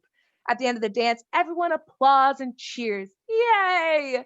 Lydia is breathless and exhilarated. Kimo confronts her. What are you doing? Who is this guy? He's a friend. Friend, huh? Yeah, which is more than you are. Kimo storms off. Lydia has the urge to go after him, but Edgy and Ginger come up to her. Where did you get that dress? I want one. Exterior woods and clearing night. Kimo marches through the woods. He enters a clearing and sits down on a fallen branch and broods. The music from the party can be heard in the distance. Kimo hears the sound of a twig breaking and turns. Cactus is coming through the bushes towards him. Ain't it sweet when we meet? Kimo smiles sadly. Yeah. She sits down next to him and takes his hand. He doesn't respond. What's wrong, baby? Exterior dirt road near lagoon, night. Party music very distant. A Range Rover comes into view. Otho is driving. Interior moving car, night. Otho slows down and looks through the side window. His point of view. Through the trees, he sees the reflection of the moon in the lagoon, the flickering firelight, and the shadow people dancing. Exterior lagoon shore party, night. Lydia sits alone, brooding. While the party goes on around her, the band comes to the end of a song. Beetlejuice jumps over, takes the microphone, and sings the Harlem Shuffle. You move it to the left, yeah, then you go for yourself. You move it to the right, and it takes all night. Everyone gets into the groove. Beetlejuice demonstrates the dance moves, sliding into the splits, hitchhiking, turkey trotting, etc. It may be kind of slow with a whole lot of soul. Don't move too fast. Make it last. Exterior clearing night. Kimo and Cactus kiss and cuddle. Kimo breaks away, flushed. Stop. They kiss. Stop what? They kiss. This. They kiss. But if you're feeling your sap good, why should we stop? They kiss. My sap? Let me explain it another way. They kiss. Exterior lagoon shore, party, night. Almost everyone is dancing. Beetlejuice, microphone in hand, is limboing.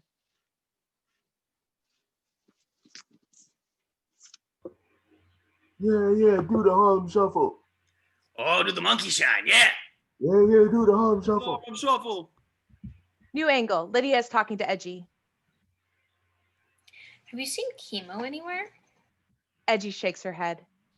Hitchhike, baby, across the floor. Whoa, I can't stand it no more. Now, come on, baby, get into your slide. Ride, little pony, ride. Otho comes out of the woods and sees Beetlejuice. Beetlejuice.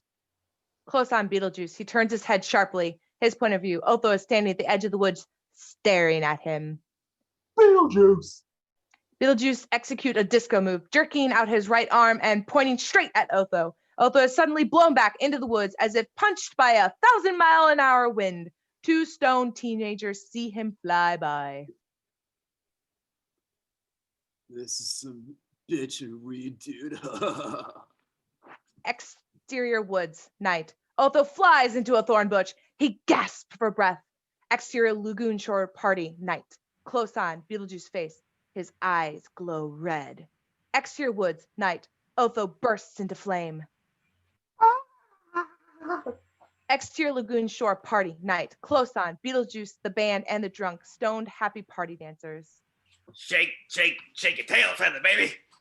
Exterior woods and swamp, night. Otho, flaming, runs through the woods to the edge of the swamp. He jumps in. Exterior lagoon shore party, night. Close on, Beetlejuice. Whoa, shake, shake, shake your tail feather, baby. Exterior, another part of the woods, night. Lydia wanders alone through the woods looking for Kimo. The sounds of the party come dimly through the trees. She sees something that makes her stop in her tracks. Her point of view, in a clearing, Kimo and Cactus are kissing. Oh, no. You taste like nature. A strange moving sound comes from behind her. Otho, blackened and smoking, rushes past her into the clearing where Kimo and Cactus are entwined. Astonished, they watch him run by. Hey! Exterior marina and Hotel Ocean Terrace morning. Yachts are bobbing in the harbor. A passenger boat is marooned at the main jetty. More tourists are arriving. The banner says, 6 days to Gala opening. Exterior hotel villa and garden, morning. 2 gardeners are working in the flower beds. The door of the villa opens and Charles comes out, carrying a briefcase and speaking on his mobile phone. Yeah. We hose him down in that deal. Hold on. Did you mow the lawn? Yes, sir. Charles ambles off. The gardener shakes their head. It's gonna be huge. Interior hotel villa kitchen, morning. Lydia, miserable, looks out the window, watching Charles leave. The Hawaiian maid is cleaning in the kitchen. Delia enters in a fancy robe. Have you had breakfast? No, I don't want any. Delia opens the fridge and takes out a natural fruit cereal high in fiber carton, a plastic bottle of soya milk, and a small plastic bottle of Evian water. Be cheerful. Just once. Delia pours out the cereal, adds soya milk, sits, and eats. How can I be cheerful when you and Dad are destroying everything? Don't be ridiculous. The local culture, the flora, the fauna, the crabs. You're even destroying each other. Locked in mortal combat for money and power? Delia eats her cereal. She's watching the maid.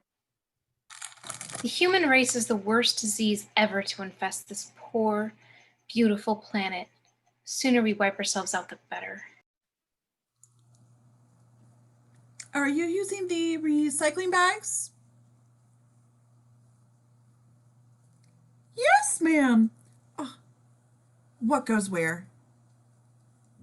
Plastic in the red bag, Plastic in the paper and red cardboard in the bag. green bag, glass in the white bag, organic material in the plastic bag, and the blue bag is non-ferrous metals. Right. Don't forget. Did you hear about Otho? He showed up at the medical center last night, burned to a crisp. Otho? Lydia remembers the burnt figure in the woods.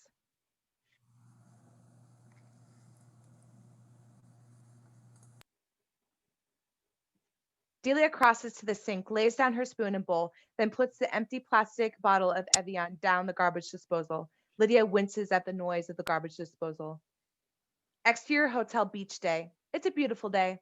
The beach is filling up with tourists and beach umbrellas. Lydia wanders melancholy along the seashore. Nothing ever works. Lydia! Beetlejuice, in an eccentric swimsuit and dark glasses, stands in line outside a snack bar. He waves to her. Lydia walks up to the beach towards him. 2 kids leave with their ice creams. See that guy? Weird. Lydia joins Beetlejuice. What's up? Why the long face? Lydia shrugs. The girl in the snack bar booth sticks her head out. She's from Brooklyn. What do you want? 2 icky burgers, please. Anything to drink? You want anything? She shakes her head. No thanks. The girl turns away to get the burgers. You're always in a good mood. Happy as a clam, you know why? No, why? Because I can do this. That'll be $7.50. He stares at the girl in the booth. Give me those burgers and forget you ever saw me. Yes, sir. She hands him the burgers. Want one? Exterior beach, later. Lydia and Beetlejuice stroll along the seashore. He finishes his first burger, throws away the paper napkin, starts on the second. So, where's your boyfriend? I don't have a boyfriend. Yeah? Well, I never thought he was in your league. Oh? Yeah, you can do better. Take me, for instance. I'm smart, funny, talented, handsome. Lydia smiles. You're not going to try and marry me again, are you? What? Are you nuts? I only just got my freedom. Let's go for a swim. No. Come on, it looks great out there. I don't have a swimsuit. He makes a magical pass. Suddenly, Lydia is in a bikini. No, I really don't want. He makes another magical pass. The bikini changes to a one-piece. Better? Interior ward, medical center, day. Otho is lying on the bed, wrapped from head to foot in bandages like an Egyptian mummy. Delia is sitting in a chair beside his bed. A nurse is just leaving the room. I was thinking maybe I should return to sculpture. Otho's eyes are hot and angry. I mean, I know everyone hated my sculpture, but then nobody liked Van Gogh either at the time. Oh. Which proves to if everybody hates something, it must be good. Oh, don't try to speak. You know what the doctor said. She looks at her watch. Oh, I gotta run. Otho is trying to say Beetlejuice. Delia kisses him on the bandaged head. He winces. I'll see you tomorrow. She leaves. Exterior Beatnik beach day. Kimo comes down the beach with his surfboard. He stops. His point of view. Lydia and Beetlejuice sporting in the sea. Frustrated and jealous, he throws his surfboard on the sand. Exterior sea and beach day. Beetlejuice and Lydia are swimming. Nice, huh? Yeah. How'd you like to be a mermaid? What? Give me your feet. He grabs her ankles. Her legs turn into a big fish tail. She's thrilled. She splashes her tail in the water. Woo! Beetlejuice becomes a merman. Let's go! He dives. Lydia follows. Underwater, day. The mer Beetlejuice and the mer lady swim into the coral reef. The series of shots. They swim through the schools of exotic fish and look at the vivid colors and shapes of the coral. They pass an octopus, manta rays, blowfish, and basking sharks. They meet a gang of porpoises and rise with them to the surface where they play together, curving in and out of the waves. Then they dive and dive down through the winding corals until they reach the edge of the deep, dark ocean trench. Mere Lydia doesn't want to go down further, but mere Beetlejuice wiggles off the cliff and down into the darkness. She follows. In the darkness, strange lights blink. Shadowy shapes show up as quickly and vanish. Large, ghoulish, semi-transparent fish with mini light bulbs attached to their noses float by. Through the murk, Mer Beetlejuice and Mer Lydia make out the barnacle husk of a torpedo World War II battle cruiser. They turn for home. They're almost run over by a school of blue whales. The whales pass into the gloom. Mere Lydia and Mere Beetlejuice flip their tails and ascend towards the coral. External beach, seashore day. Kimo's pushing out his sailing dinghy. In the boat, clinging nervously to the rails, is Cactus. Oh, don't worry, it's fun. The boat is now afloat. Kimo hauls himself in. Cactus is splashed by a few drops of water. She shrinks back, alarmed. Oh, you scared of the water? I don't like water. Oh, sit back here. He gets a cushion for her. You'll love it. He starts to pull up the sail. Another part of the beach day. The Beatniks are hanging out on the beach, playing guitar, bongos, reading, etc. Francisco finishes writing something. Hey, listen up! I got a poem. The others stop what they're doing. Francisco strikes a pose, clicks his fingers, and recites. If you go down to the woods after dark, He clicks his fingers. you will find all the trees are covered in He clicks his fingers. bark. Is that it? Yeah, it's a haiku. Long for haiku. Yeah, I'm doing this thing with haiku, lengthening it. Get out of here. The Beatniks throw things at him, jump on him, etc. Lydia and Beetlejuice appear, wet and dripping. Anyone got a towel? Ginger gives him a towel. Party last night was the grooviest. Lydia gets a towel from Gerry. Thanks. Yeah, fabulous, man. Anyone seen Kimo? He's out there on his boat. Lydia, point of view. Kimo on his boat, sailing with Cactus. You're in a lot of trouble. Exterior sea, day. Angle on, sail. Vibrating in the wind. Kimo is showing Cactus how to sail. Their hair is blowing back in the wind. Cactus has covered her face in a cobweb-like scarf. He positions her arm on the triller. Oh, now you're sailing. Cactus smiles nervously. Fade in. Distant sounds of wave calling song. Close on. Kimo. He turns his head and looks towards the rock and the source of the song. When he turns back, his face registers alarm. A 20-foot wall of water is coming straight for them. Oh, quick! He pushes Cactus aside, grabs the tiller, and turns the boat into the wind. Cactus sees the approaching wave. Oh, no! Kimo lets go of the main sheet. The sail flaps. Hold on! Do that? Exterior rocks day. Lydia is sitting on the rock in her wave calling pose, singing. Exterior sea day. The wave hits the boat. The boat is tossed over. Kimo and Cactus are thrown out. Underwater day. Kimo and Cactus fall through the churning water. Exterior sea day. The waves go by, leaving the capsized boat behind it. Kimo's head appears out of the water. He looks around for Cactus. Cactus bobs up. Are you okay? Cactus stares frantically at him. Make for the boat. Cactus shakes her head no. Goodbye. Kimo frowns. Cactus swims as fast as she can towards the shore. Exterior rocks day. Lydia makes her way across the rocks towards the beach.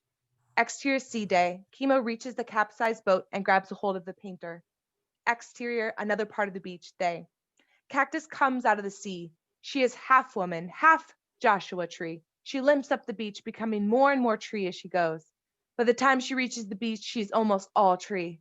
She digs a shallow hole in the ground and plants her feet in it. Then her transformation is complete. She is a Joshua tree once more. Pull back. The whole thing has been seen by the astonished Lydia. Beetlejuice. Exterior Beatnik Beach and Sea Day. The Beatniks help Kimo pull his broken boat out of the water. Further up the beach, Lydia is confronting Beetlejuice. If you don't do it right now, I'll send you back. You want me to scare off the straits, yeah? Beetlejuice? Okay. Beetlejuice? Okay, I'll do it now. Jesus. He walks off towards the hotel. See, I'm going. Going to do it. No problem, man. There better not be. Exterior golf course and hula restaurant day. 2 retired people are on the golf course. Knees bent, left arm straight, eye on the ball. He swings his club and falls over backwards. Pull back to the Ow. hula restaurant. Interior hula restaurant. The restaurant, not yet open, is shrouded in darkness. In the corner, the ancient Hawaiian ghosts are playing drafts. Beetlejuice materializes by the table. Greetings. The ghosts jump. I got my license back. Verily?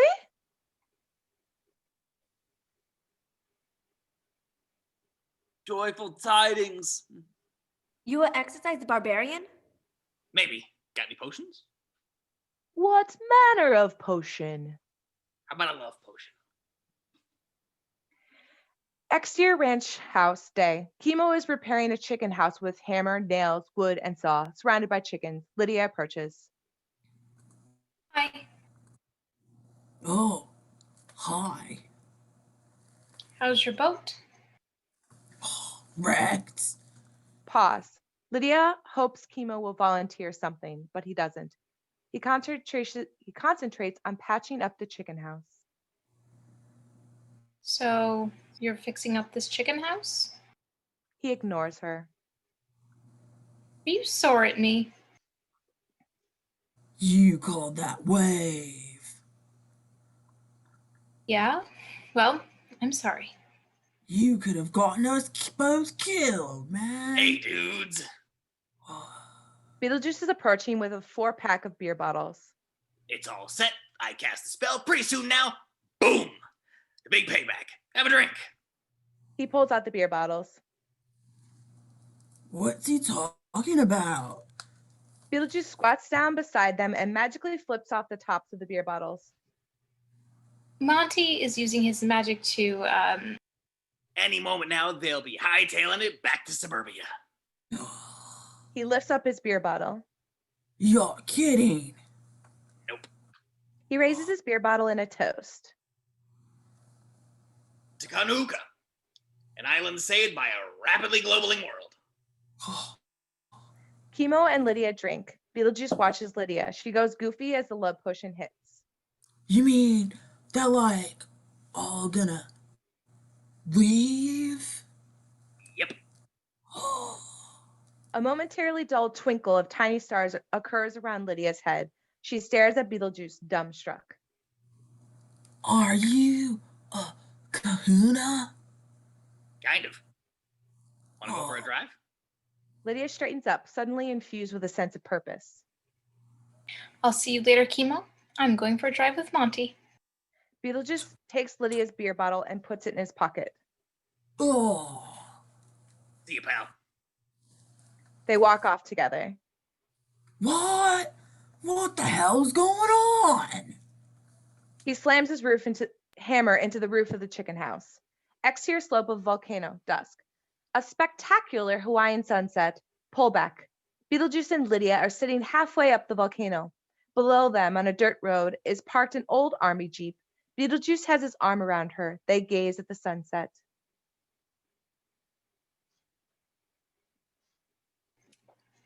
I feel so bad about Kimo. He'll get over it. Look at the sunset. Yes, it's great, but not as great as you. She flings her arms around him and kisses him. Beetlejuice can't resist a sly grin to camera.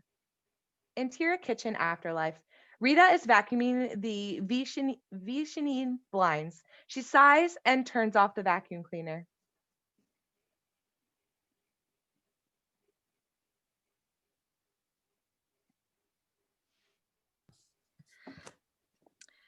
Where is he? He ought to be back by now.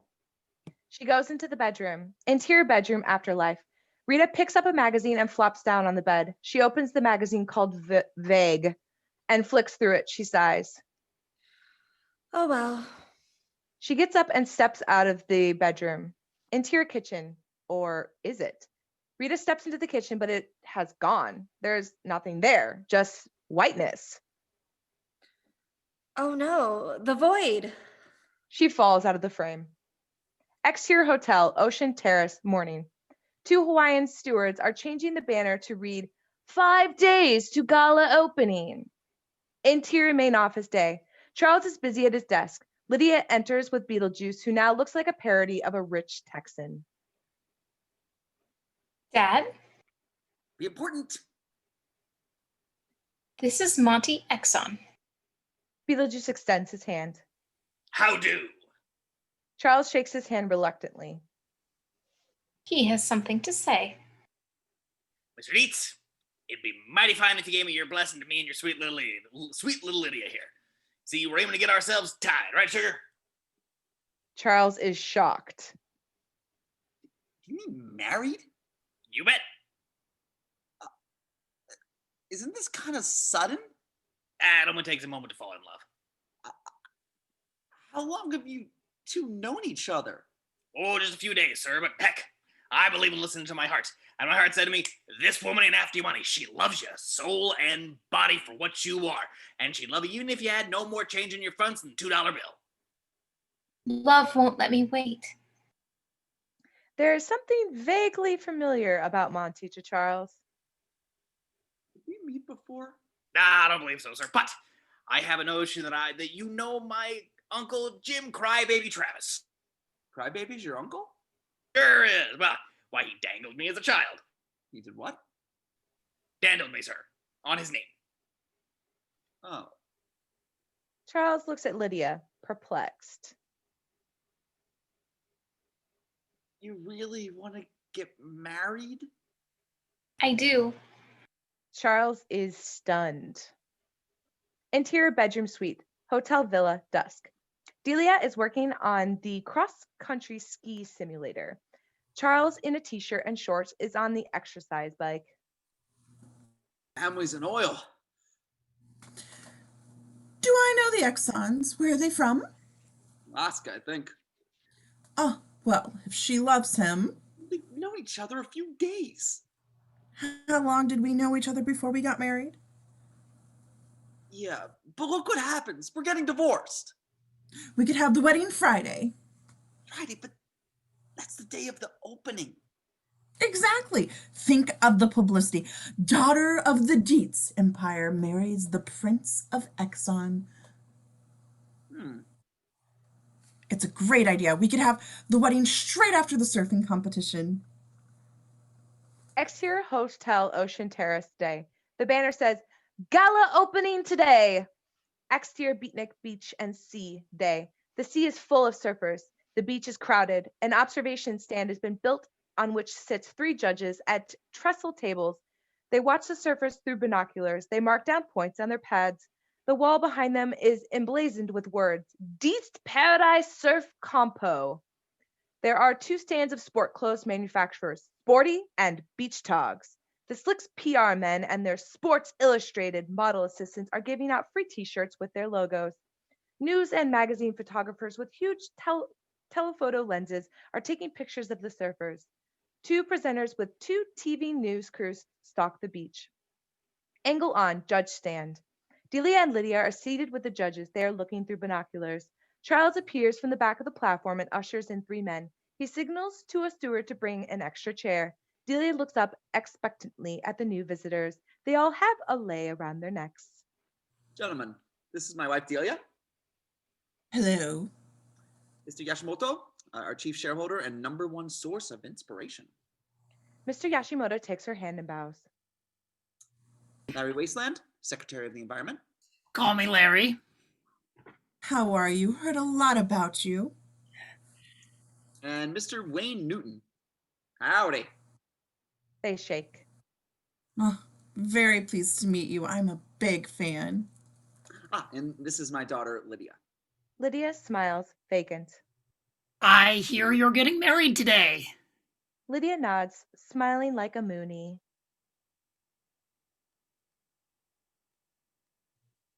She's over. They get seated. The steward hands out binoculars. They all train them on the sea. View through binoculars. Biff is finishing up his surfing run. This. Biff Diffinder.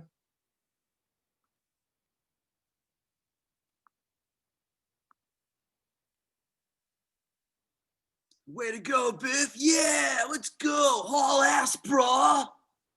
Pan 2, edge of crowd, where the Beatniks are gathered. They watch the proceeding morosely.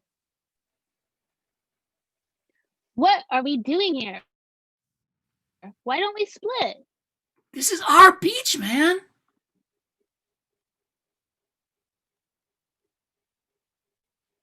Not gonna let these tourists push us around. But it's no fun. That's not the issue. What happened to the protest? They glance at Kimo. He's sitting a little apart, sunk in gloom. Exterior beach day. Angle on judge's platform. They mark their scorecards. Lydia sits smiling ghoulishly. Close on, Charles and Delia. Lydia's changed. It must be Monty having a good effect on her.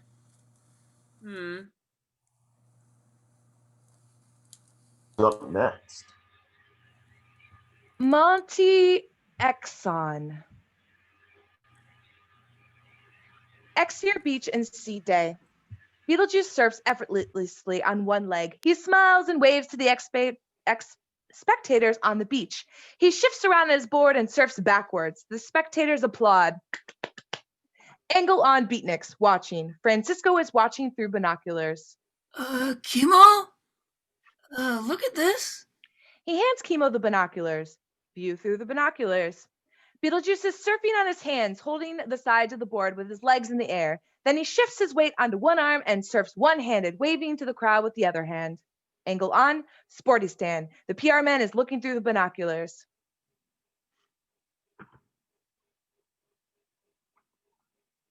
We gotta get this guy to endorse.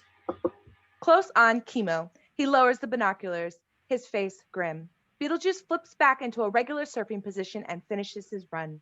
Angle on spectators, applauding, and the judges' platform. Everyone is exhilarated.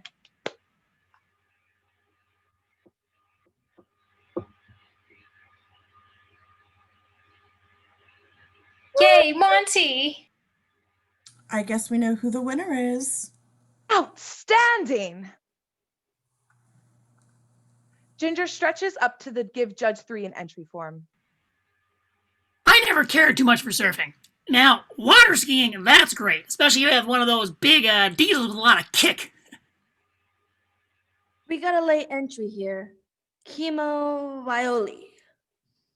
Exterior sea day. Kimo is paddling out. Exterior beach day. The Beatniks applaud. Kimo! Kimo, Kimo, Kimo. Angle on. Beetlejuice swaggering up the beach to a smatter of local applause and big smiles. How'd I do? Brilliant. Most of the spectators are watching Kimo. Beetlejuice turns. Exterior sea day. Kimo launches himself on the wave. He surfs. He twists and turns the board, then hops up into a handstand. He does a series of press-ups on the speeding, buckling board, then flips onto his feet and performs a double cartwheel.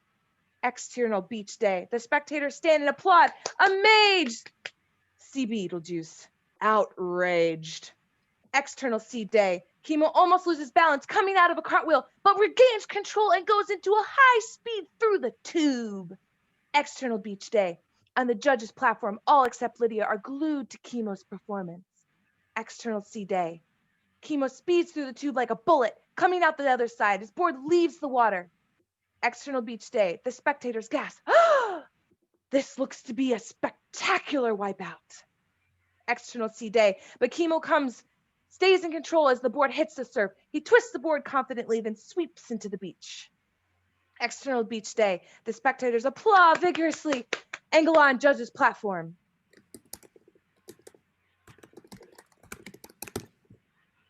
We have surfing. We have surfing in Japan. That's so. But he nearly came off. Doesn't that lose points?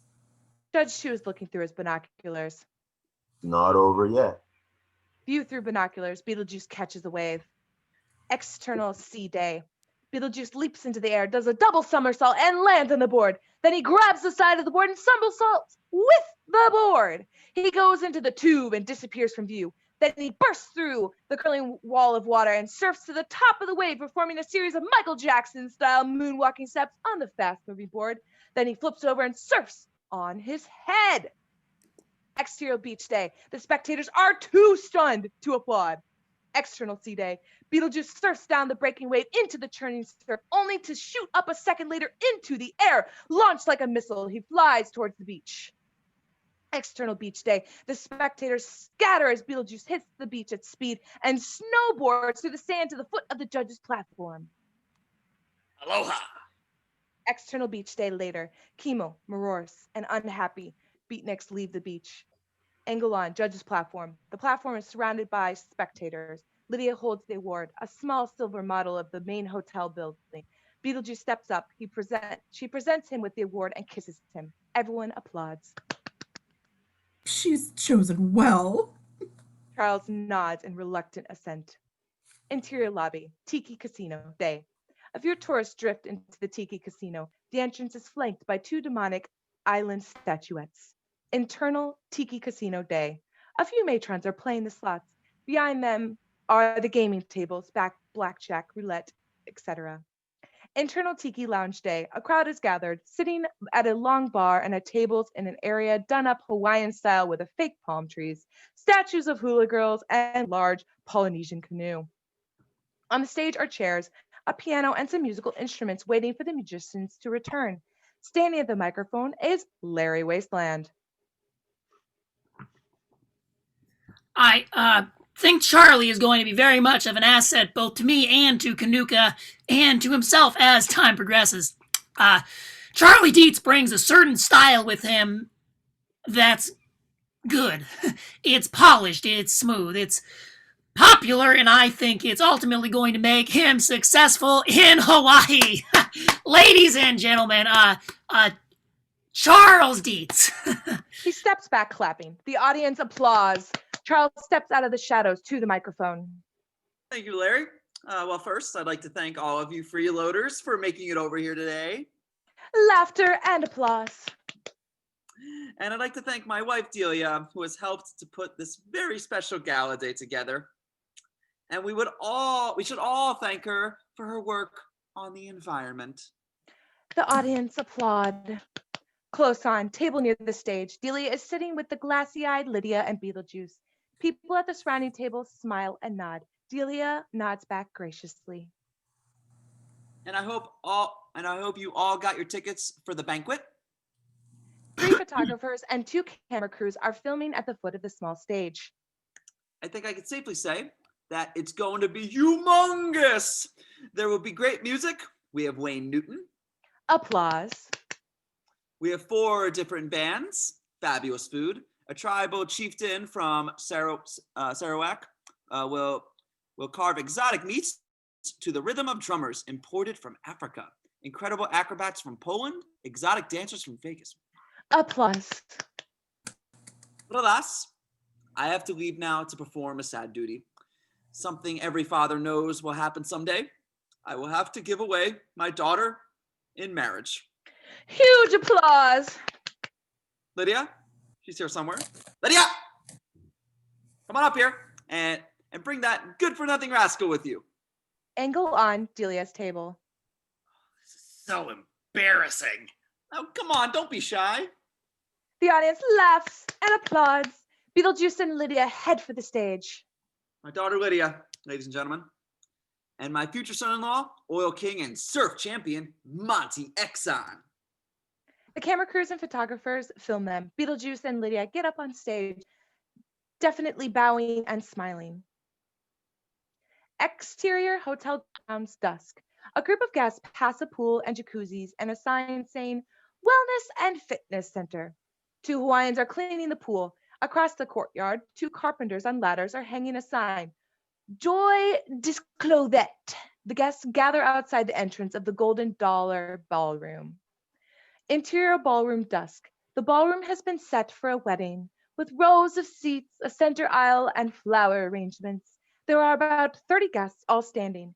In the front row are Charles, Delia, Yashimoto, Wayne, and Larry. Also present are 4 ushers, 2 camera crews, 3 photographers, and Buhuga. In front of an inappropriate mural of Captain Cook being killed by the Hawaiians. Standing the minister, book open, reading the marriage text. Before him are Lydia and Beetlejuice. Into this holy estate, these 2 persons present come to be joined. If there be anyone here who maintains that this man and this woman should not be united in holy matrimony. Kimo bursts out of the congregation. Cha, it's a trick! He hypnotized her! Kimo hurries down the aisle. Beetlejuice raises an innocent eyebrow. Charles motions to Buhuga. Get him out! Oh, he's a warlock, dude! Buhuga rushes to Kimo and grabs him. She's not in her right mind. Look at her. Buhuga manhandles him out the side door. The guests quieten down, close on Delia. Poor luck indeed. Did we continue the service? So, continuing on, if there be anyone here who maintains that this woman and... The main door slams open. Otho, wrapped in bandages in a wheelchair, charges in. He points accusingly at Beetlejuice. Beetlejuice nods at him, close on. Otho. His bandages fly up and wrap themselves around his face and mouth. His wheelchair goes over. Otho! Delia and Charles and the ushers run to him. What are you doing here? You should be in bed. They set his wheelchair upright. Otho's tongue grows out of his mouth and flaps against his chin. This man is sick. Take him back to the medical center. What's wrong with him? The ushers wheel him out, watched by the bewildered guests. Charles and Delia return to their places. I think it's drugs. I'm extremely sorry about these interruptions, Minister. Let him speak now or forever hold his peace. The minister looks around for a second as if expecting a hiatus. There is none, so he goes on. Montiek-san, do you take this woman to be your lawful wedded wife, to live together in sickness and in health?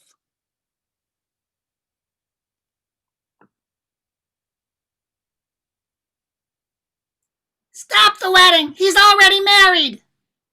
The minister drops his book. Beetlejuice turns and freezes in horror. Coming down the aisle is a beautiful woman, Gala, accompanied by a posse of extinct animals. This is the same woman seen earlier in the Garden of Eden. God damn it, Mom, what are you doing here? I'm saving your neck. You signed a binding contract, you idiot. So what? I'll be mortal. For how long? Life is only rented. Do you want to spend eternity in the Gray Bar Motel? Beetlejuice is crushed. He stares at his feet. Gala produces a lily flower and puts it to Lydia's lips. She drinks the nectar. I am the game warden, as well as being this poor boy's mother. And I'm telling you, now, this mass genocide of plants and animals has got to stop. It's up to 4 species a day now. 4 species a day are being extinct. How can you allow it? Everyone looks at her and the extinct animals, dumbfounded. Lydia awakens from the spell of the love potion. What is wrong with you people? Gala raises her arms in the air. For God's sakes, for your own sake, have pity.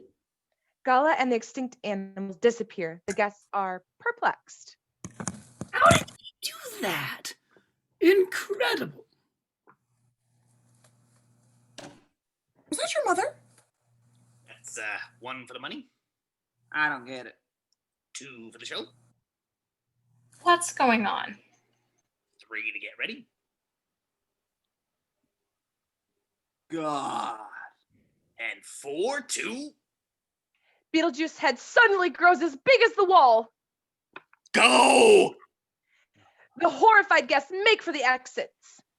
I am Jucifer, destroyer of worlds. Leave or perish. Screaming, the guests scramble out of the ballroom. Exterior hotel at Ocean Terrace Day. Guests and tourists run out of the hotel to the marina. Exterior front of hotel and parking lot day. Guests and tourists and Hawaiians pour down the front steps of the hotel. The cars turn into metal wolves. Some people run into woods chased by the car wolves. Others run screaming back into the hotel. Interior, Tiki Casino lobby, day. The 2 wooden demon statues come to life and enter the casino. Interior, Tiki Casino, day. A group of matrons are playing the slots. The 2 demon statues come up behind them. They scream and run. Exterior, hotel courtyard, day. Charles, Delia, Wayne, Newton, Yashimoto, and Larry run into the courtyard. It's Beetlejuice! I know. Interior, ballroom, day. Beetlejuice, back to normal, sits on the wedding dais, flossing his teeth. Plaster dust falls from the ceiling. The big chandelier comes loose and falls. Then the roof blows off. Exterior, hotel courtyard and sky day. The air is full of falling debris. Charles, Delia, Larry, Wayne, and Yashimoto take cover. Angle on. Sky, storm clouds gather, the sky darkens. Exterior hotel and marina, dark day. Guests and tourists are getting into boats and casting off. Some dive into the water. Kimo pushes through the panicked crowd looking for Lydia. Exterior hotel courtroom, dark day. What the hell's happening? The wall of the ballroom begins to collapse. It's the island! It's spooked! It's a holy island! We never should have let you build here! Does this mean that the gig's off? The wall crashes. Everything is obscured by dust. Interior, wrecked ballroom, dark day. Beetlejuice holds his forehead and concentrates hard. Exterior, Easter Island, day. A group of tourists are being shown around the Easter Island heads by a tour guide. To the consternation of the tourists, the heads start to move. They run for cover as the heads pull themselves out of the sand, revealing themselves as buried giants. Exterior, hotel, beach, dark day. On the beach, tourists starts packing up their things. Waiters, chair stewards, and ice cream salespeople look at the darkening sky and the commotion of the ocean terrace and the marina. Behind them, the skeletons of the Stegosaurus and pterodon and a Neanderthal man break out from under the beach. A kid turns, sees them, and pulls his mother's hand. Mom? Exterior, ocean terrace, dark day. Kimo sees Lydia coming out of the hotel. Yeah, Lydia! He runs to her. Kimo, Are you all right? what's going on? I don't know. Something's scaring the shit out of these people. Beetlejuice. Interior, hula restaurant, dark day. The ancient Hawaiians are plating giraffes. Koolau at the window. Started. About time. Exterior, Easter Island day. The Easter Island giants are now fully out of the sand. The tour guide and the tourists lay flat on their stomachs behind a sand dune. The tour guide pokes his head up to look, his point of view. The Easter Island giants assemble in a ring and grasp each other's hand and disappear. External golf course, dark day. Dark clouds scud across the sky. The Easter Island giants appear on the golf course, get their bearings, and head for the hotel. Exterior hotel grounds, dark day. Charles, Delia, Yashimoto, Larry, and Wayne hurry through the hotel grounds, their clothes torn and dusty. We gotta start making calls for help! Phones are out. The Neanderthal skeleton comes out from behind a building. Oh my God. Everyone scatters, leaving Delia frozen with fear, alone. The Neanderthal skeleton grabs Delia and carries her off. Delia! Interior ballroom, dark day. Beetlejuice is sitting on top of one of the broken ballroom windows. The mounting cloud is above his head. Life sucks. Why don't you just kill them all? I never have any luck in the mortal world. If you have to go back, why should they get to stay? Yeah! Exterior, old Hawaiian village, dark day. Mr. Maui, covered in birds, stands outside his hut, surrounded by nervous-looking Hawaiians from the hotel. He's talking to Kimo and Lydia. We will do the ceremony, ask the gods forgiveness. But shouldn't you go up the volcano? No, Pele will protect us.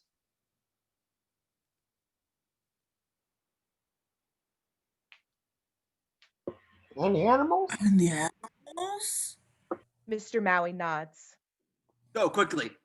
He turns to the Hawaiians. Kimo and Lydia run off. Exterior hotel, dark day. The Easter Island giants are smashing up the hotel. Interior ballroom, dark day. Beetlejuice turns into a giant death head moth and flies out through the hole on the roof. Exterior road, dark day. The Beatniks come out of the woods and onto the road. Two car wolves charge them, snarling and snapping. They escape back into the woods. Exterior jungle, dark day. Delia is chased by the Neanderthal skeleton. The Beetle-Moth appears overhead. Close on, Beetle-Moth. His eyes pulsate and slug of green slime spurts from its mouth, landing on the Neanderthal skeleton, which turns into flesh and blood. External hotel and sky, dark day. The Easter Island giants are smashing up the hotel. The hotel helicopter comes into view. Yeah, Go up to the volcano! Everybody must go up to the volcano! Close on, helicopter. Lydia and Kimo are leaning out. Kimo is yelling through a megaphone. Go up to the volcano! Exterior, edge of golf course, day. Otho, bandage trailing up a tree. 2 demon statuettes are trying to get him. He kicks one off. The other sinks its teeth into his leg.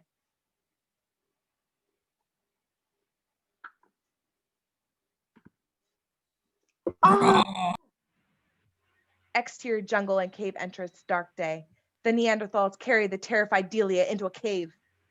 Exterior lagoon shore, dark day. Guests, tourists, and some of the Hawaiians are being threatened by the Stegosaurus skeleton. Beetle-Moth flies over the trees and gobs. It becomes flesh and blood. People run in all directions. The helicopters appear above the lagoon. Close on, helicopter. Lydia is leaning out with a megaphone. Go up to the volcano! Everybody, go up the volcano as high as you can! Close on, Beetle-Moth. What's she talking about? External, edge of golf course, dark day. Otho in a tree shakes the demon statuette off his leg. Then his mouth drops open. Coming towards him is the pterodon skeleton. Exterior Hawaiian village day. Led by Mr. Maui, the Hawaiians form up ranks and perform an appeasing ceremony, banging drums and dancing. Exterior jungle, dark day. Charles, Yashimoto, Wayne Newton, and Larry are lost. Which way's the volcano? Exterior woods, day. The pterodon skeleton trots through the woods with Otho in its mouth. The helicopter appears and buzzes the skeleton. It drops Otho, close on. Otho hitting the ground and rolling off into the bushes. The pterodon skeleton swipes at the helicopter with its bony tail, hitting it. Interior spinning helicopter, dark day. Lydia and Kimo almost fall out. The pilot hits his head and loses control. The helicopter falls. Exterior, jungle and beach, dark day. The helicopter crashes into the trees near the beach. Interior helicopter, dark day. The pilot, Lydia, and Kimo are not badly hurt. Are you okay? Yeah. Duh, let's go! They climb out of the damaged helicopter, its rotor blades bent and turning slowly. Interior cave, dark day. The Neanderthal is tending a small fire. Delia is sitting as far away from him as possible. Oh, my God, am I going crazy? Can this really be happening?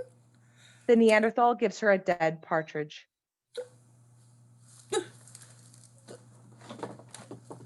What's this? He indicates the fire. Oh, you want me to cook it? She goes to the fire but doesn't know what to do. Shouldn't we pluck it first? I think you should know I'm not a very good cook. You don't care, huh? Okay, 1 roast partridge coming up. She skewers the bird on a stick and puts it in the fire. He starts touching her dress. I hope you don't have anything else on your mind besides dinner. He strokes her hair. No. It's my hair. You sit there and I'll fix things in the kitchen. Don't mess with the hair. He pulls up her dress. Hey! He rips a part of her dress off. Stop that! Exterior jungle, dark day. Charles, Yashimoto, Larry, and Wayne hurry through the jungle.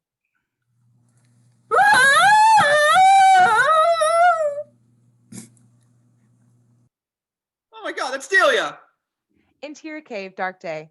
The Neanderthal is trying to ravish Delia. Charles bursts in and thinks quickly, pulls a branch from the fire and pokes him in the backside. Get out! Delia runs out of the cave while Charles holds the Neanderthal back at bay with the burning stick. The Neanderthal picks up a big rock. Charles throws the stick at him and ducks out of the cave. The Neanderthal throws the rock. It jams in the cave mouth. Exterior cave entrance and jungle, dark day. Delia is running down the slope. Charles catches up with her. They run down to where Larry, Wayne, and Yashimoto are hiding. Exterior sea and beach, dark day. Lydia and Kimo are paddling out to sea on surfboards. Exterior road, dark day. Beetlejuice walks up the road, flanked by 2 car wolves. He pets them. They pant happily. Time for the grand finale.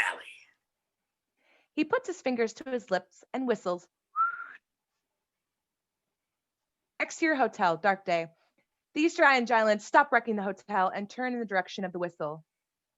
Interior, ruins of the Tiki Casino, dark day. The demon statuettes quit playing the slots and listen to the whistle. Exterior jungle, dark day. The Stegosaurus screeches to a halt and angles his head towards the direction of the whistle. Exterior parking lot, dark day. The metal car wolves turn and listen to the whistle. Exterior road, dark day. Okay, guys, here's the scoop. See all that mortal scum on the volcano? Exterior ruin of the hotel, dark day. The Easter Giants look towards the volcano. Exterior jungle, dark day. The Stegosaurus looks towards the volcano. Exterior road, dark day. They shouldn't be on the volcano. They should be in it. Exterior parking lot, dark day. The car wolves head for the volcano. Exterior ruins of the hotel, dark day. The Easter Island Giants head for the volcano. Exterior hotel courtyard, dark day. The demon statuettes come out of the casino. Exterior jungle, dark day. The Stegosaurus and the pterodon skeleton head for the volcano. Interior cave, dark day. With great effort, the Neanderthal pulls the boulder away from the cave mouth. External volcano, dark day. Sukavati and Ginger are encouraging people to climb the volcano. An elderly woman and her husband turn to look at the view. Will you look at that? We got 2 ringside seats. Their point of view, the Easter Island Giants approach. Behind them, among the ruins of the Dietz Paradise Resort Hotel, small fires burn. Exterior Hawaiian village, dark day. The ceremony continues. Exterior volcano, dark day. Guests, tourists, and Hawaiians watch nervously as the Easter Island Giants approach. Charles, Delia, and Larry, Wayne, and Yashimoto come into view, making their way up the slope. You saved my life. She looks at him with new admiration. Exterior, base of volcano, dark day. Otho is climbing towards the others, his bandage is trailing. Exterior ocean, dark day. Lydia and Kimo are sitting on their surfboards. Lydia is singing her weird wave calling song. Close on, Lydia's face. She has never been so concentrated. Exterior volcano, dark day. Charles, Delia, Yashimoto, Wayne, and Larry flee up the volcano. The Easter Island Giants, the dinosaurs, Neanderthal, the demon statuettes, and the car wolves reach the base of the volcano. Otho is climbing, far behind the others. Exterior Hawaiian village, dark day. The ceremony continues, led by Mr. Maui. Exterior, mouth of volcano, dark day. People are clustered near the mouth of the volcano, including the helicopter pilot. There's no further for them to go. A few kids are looking into the volcano. Their point of view, magma bubbling. New angle. We're all gonna die! God. If you've ever prayed, do it now. Exterior volcano, dark day. The Easter Island Giants and the other monsters climb the volcano. Exterior mouth of the volcano, dark day. Biff is staring out to the sea. Look! Everyone turns to look. What they see makes them gasp. Their point of view, a tidal wave is coming towards them. Close on, Charles and Delia. Looks like a tidal wave. Exterior volcano, dark day. The monsters are climbing the volcano. Some of them look around. Angle on, Otho struggling up the slopes. A shadow falls over him. He looks up fearfully. An Easter giant picks him up and is about to put him on his mouth when roar of the tidal wave. He looks around. Exterior mouth of the volcano, dark day. Charles is looking through the binoculars. Delia is beside him. Well, if that don't beat all, take a look. He hands Delia the binoculars. She looks through them, view through the binoculars. Lydia and Kimo are surfing the tidal wave. External volcano, dark day. The monsters panic and run off in all directions. Otho is dropped. He lands in the bush, bounces off it to the ground, and slides down the slope, grabbing vainly at plants as he goes. He finally slides into a mud pool. Sputtering, he pulls himself out and lies panting at the edge of the pool, covered in thick mud.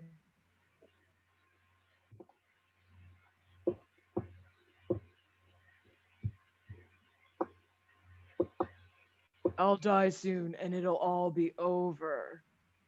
Exterior, jungle, dark day. Sitting on top of the tree, Beetlejuice watches the tidal wave approaching. Lydia. I should have married that gal.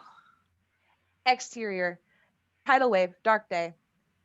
Kimo and Lydia surf the tidal wave. They flip over the back of it just before it breaks over the island. Another angle. The wave crashes through the ruins of the hotel, sweeping all before it. It rolls over the golf courses, lagoon, and jungle, and smashes into the base of the volcano, splashing in all directions. Exterior, mouth of the volcano, dark day. The people huddle together as the mountain shakes. Exterior, base of the volcano, dark day. A flood washes over Otho, obscuring him from view. Exterior, Hawaiian village, dark day. A protective golden bubble has formed over the village and the ceremonial performing Hawaiians. The wave passes over it. Exterior, another part of the volcano, dark day. The water carries away the Easter Island giants, the car wolves, and the demon statuette, the dinosaurs, and the Neanderthal. Exterior, swirling water, dark day. Otho spins in the raging waters. Exterior, mouth of the volcano, dark day. Charles, Delia, Larry, Yashimoto, Wayne, and the guests. Hawaiians and tourists watch as the great wave washes across the rest of the island and away from the ocean. Angle on, hotel. It is gone, washed away. The whole island has been washed clean. Charles is too devastated to speak. It's gone. It's all gone. Everything. Exterior beach, dark day. Otho is hanging like a bed-ragged doll to the top branches of a tall palm tree at the edge of the beach. The remains of his bandages blown in the wind. Exterior sea, dark day. Lydia and Kimo are paddling into shore. Yo, I never felt about anyone the way I feel about you. And how was that? Oh, you're special. Unique. There's no one like you. Beetlejuice comes up beside them in the form of a giant electric eel. You talking about me again? Beetlejuice. Beetle up. Her mouth is full of sea scorpions. Angle on, Beetle-Eel. He grins and flips his tail over Kimo, electrocuting him. Kimo slips off his board, unconscious. Lydia dives after him. Underwater, dark day. Kimo slinks down into the murky depths. Lydia swims after him. Beetle-Eel wraps his tail around Lydia's leg and pulls her struggling to the surface. Exterior, sea, dark day. Lydia breaks to the surface, gasping and sputtering. Beetle-Eel tows her towards the shore. Underwater, dark day. Kimo hits the bottom, regains consciousness, and starts back up. Exterior, beach, dark day. Beetlejuice comes out of the sea carrying the semi-conscious, half-drowned Lydia. Exterior, sea, dark day. Kimo swims towards the beach. He's about 100 yards away. Exterior beach, dark day. Beetlejuice lays Lydia down in the sand beneath a palm tree. I like you so much, Lydia. You know what I'm gonna do? I'm gonna kill you. Exterior sea, dark day. Kimo swims as hard as he can towards the shore. He's about 50 yards off. Exterior beach, dark day. Beetlejuice picks up a piece of driftwood. It turns into a silver dagger. Exterior sea, dark day. Kimo swims with all his strength. He's about 30 yards from the beach. Exterior beach, dark day. Beetlejuice has Lydia's hair in one hand, dagger in the other. Together forever. Beetlejuice, Beetlejuice. Beetlejuice looks up, surprised. Huh? Otho is lodged in the palm tree above him, bandages dangling. Beetlejuice. Ah, shit. Beetlejuice disappears. Angle on Otho in the palm tree. The dark clouds part and the sun shines through. Exterior volcano day. The guests, Hawaiian and tourists, are making their way down the slopes. Charles and Delia are descending arm in arm.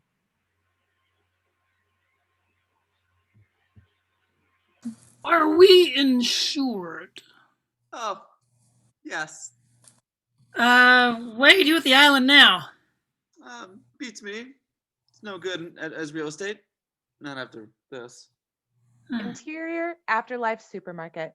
Beetlejuice appears in the supermarket. He's fed up. He walks towards the checkout, muttering and grumbling under his breath. Interior checkout, Afterlife supermarket. Dave, Beetlejuice 2, is romancing a pretty Puerto Rican checkout girl, Juanita. He sees Beetlejuice. Hey, just in time. This is the guy I was telling you about. Beetlejuice looks at them with repulsion. He looks like you. Hey, where's Lydia? She's alive. No, great. Well, we're just leaving. We're gonna get married. Yes, my uncle is giving us a house in South Hades. They say it looks a lot like San Diego. He claps him on the shoulder. Thanks. Nice to meet you. They leave. Beetlejuice is expressionless. Interior kitchen, afterlife.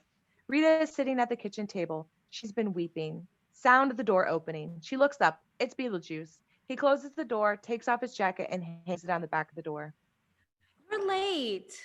He ignores her, crosses to the TV, and turns it on, switching to a channel showing a ball game. I thought you gone forever. Look at this jacket. She takes the jacket off the door. I know you're gonna leave me. I better wash it. She starts removing things from the pockets, including a beer bottle, and putting them on the table. You won't leave me, will you? Yes, I will. Why? You looked in a mirror lately? He gets up, opens the fridge, and gets out a bottle of beer. He glances at Rita. She is silently weeping. You're always crying. It's a real bring down. He resumes his seat and drinks from the beer bottle. You don't love me. Me and a million others, babe. He puts the bottle on the table behind him. Rita takes the jacket out into the washroom. He bends over and unlaces his shoe. He takes his shoe off, then reaches back over his head for the beer. He takes the wrong bottle. He drinks it. For a moment, little sparkle of light dances around his head. His face goes slack. Rita re-enters the kitchen. You really should get some new clothes. All your clothes are falling to pieces. Beetlejuice looks at her. The pupils of his eyes enlarge. You all right, hon? Jeez, Rita. You're so beautiful. I am? Say, didn't you want to go to a club tonight? Exterior Beatnik Beach night. It's a beautiful night. Music, beach party. There's a fire on the beach surrounded by happy tourist guests in Hawaiian. A band is playing. People are dancing. Charles and Delia are sitting together in the sand.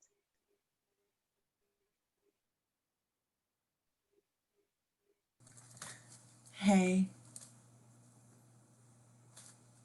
What? do you still love me? Yes. I love you too. Does that mean the divorce is off? If you say so, Mr. Huge. She puts her arms around him. They kiss. Otho taps him on the shoulder. Charles. Charles looks round. Otho is draped in a blanket, looking like he's just done 10 rounds with Mike Tyson. Do another hotel and you can design it. I promise. Really? But next time we'll do it in Palm Springs. What's going to happen to the island? Larry says the only thing it's good is for a nature reserve. Pan across beach. Mr. Maui is dancing with the Beatniks, Hawaiian surfers, and the ancient Hawaiian ghosts. Exterior, another part of the beach, night. A family of crabs skitter along the beach. Nearby, Lydia and Kimo walking slowly along the seashore. All this, everything that's happened, it's like a dream.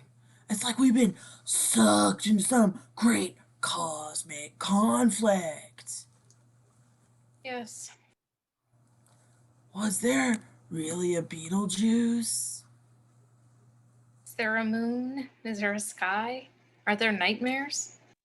They kiss. Interior Afterlife Club, a devil's ball. All manner of devil, monster, ghoul, and freak is dancing. Characters from the afterlife, hypnoid, skeletons, the Bigfoot couple, Krells, ancient victims, etc. hang out at the bar. On stage, fronting the band is Beetlejuice. On the dance floor, Rita gyrates joyfully. You move it to the left, then you go in for yourself. You move it to the right, yeah, if it takes all night. Everyone gets into the groove. Beetlejuice demonstrates the dance moves, sliding into the splits, hitchhiking, turkey trotting, etc. It may be kind of slow with a whole lot of soul. Don't move it too fast. Make it last. You know you scratch just like a monkey. Yeah, you do. Real, yeah. You slide into the limbo, yeah. How low can you go? Beetlejuice does a limbo. Oh, come on, baby. I don't want you to crumble down. Just move it right there and do the Harlem Shuffle. Yeah. Do the Harlem Shuffle. Oh, do the monkey shine. Yeah. Yeah. Do the Harlem Shuffle. End credits.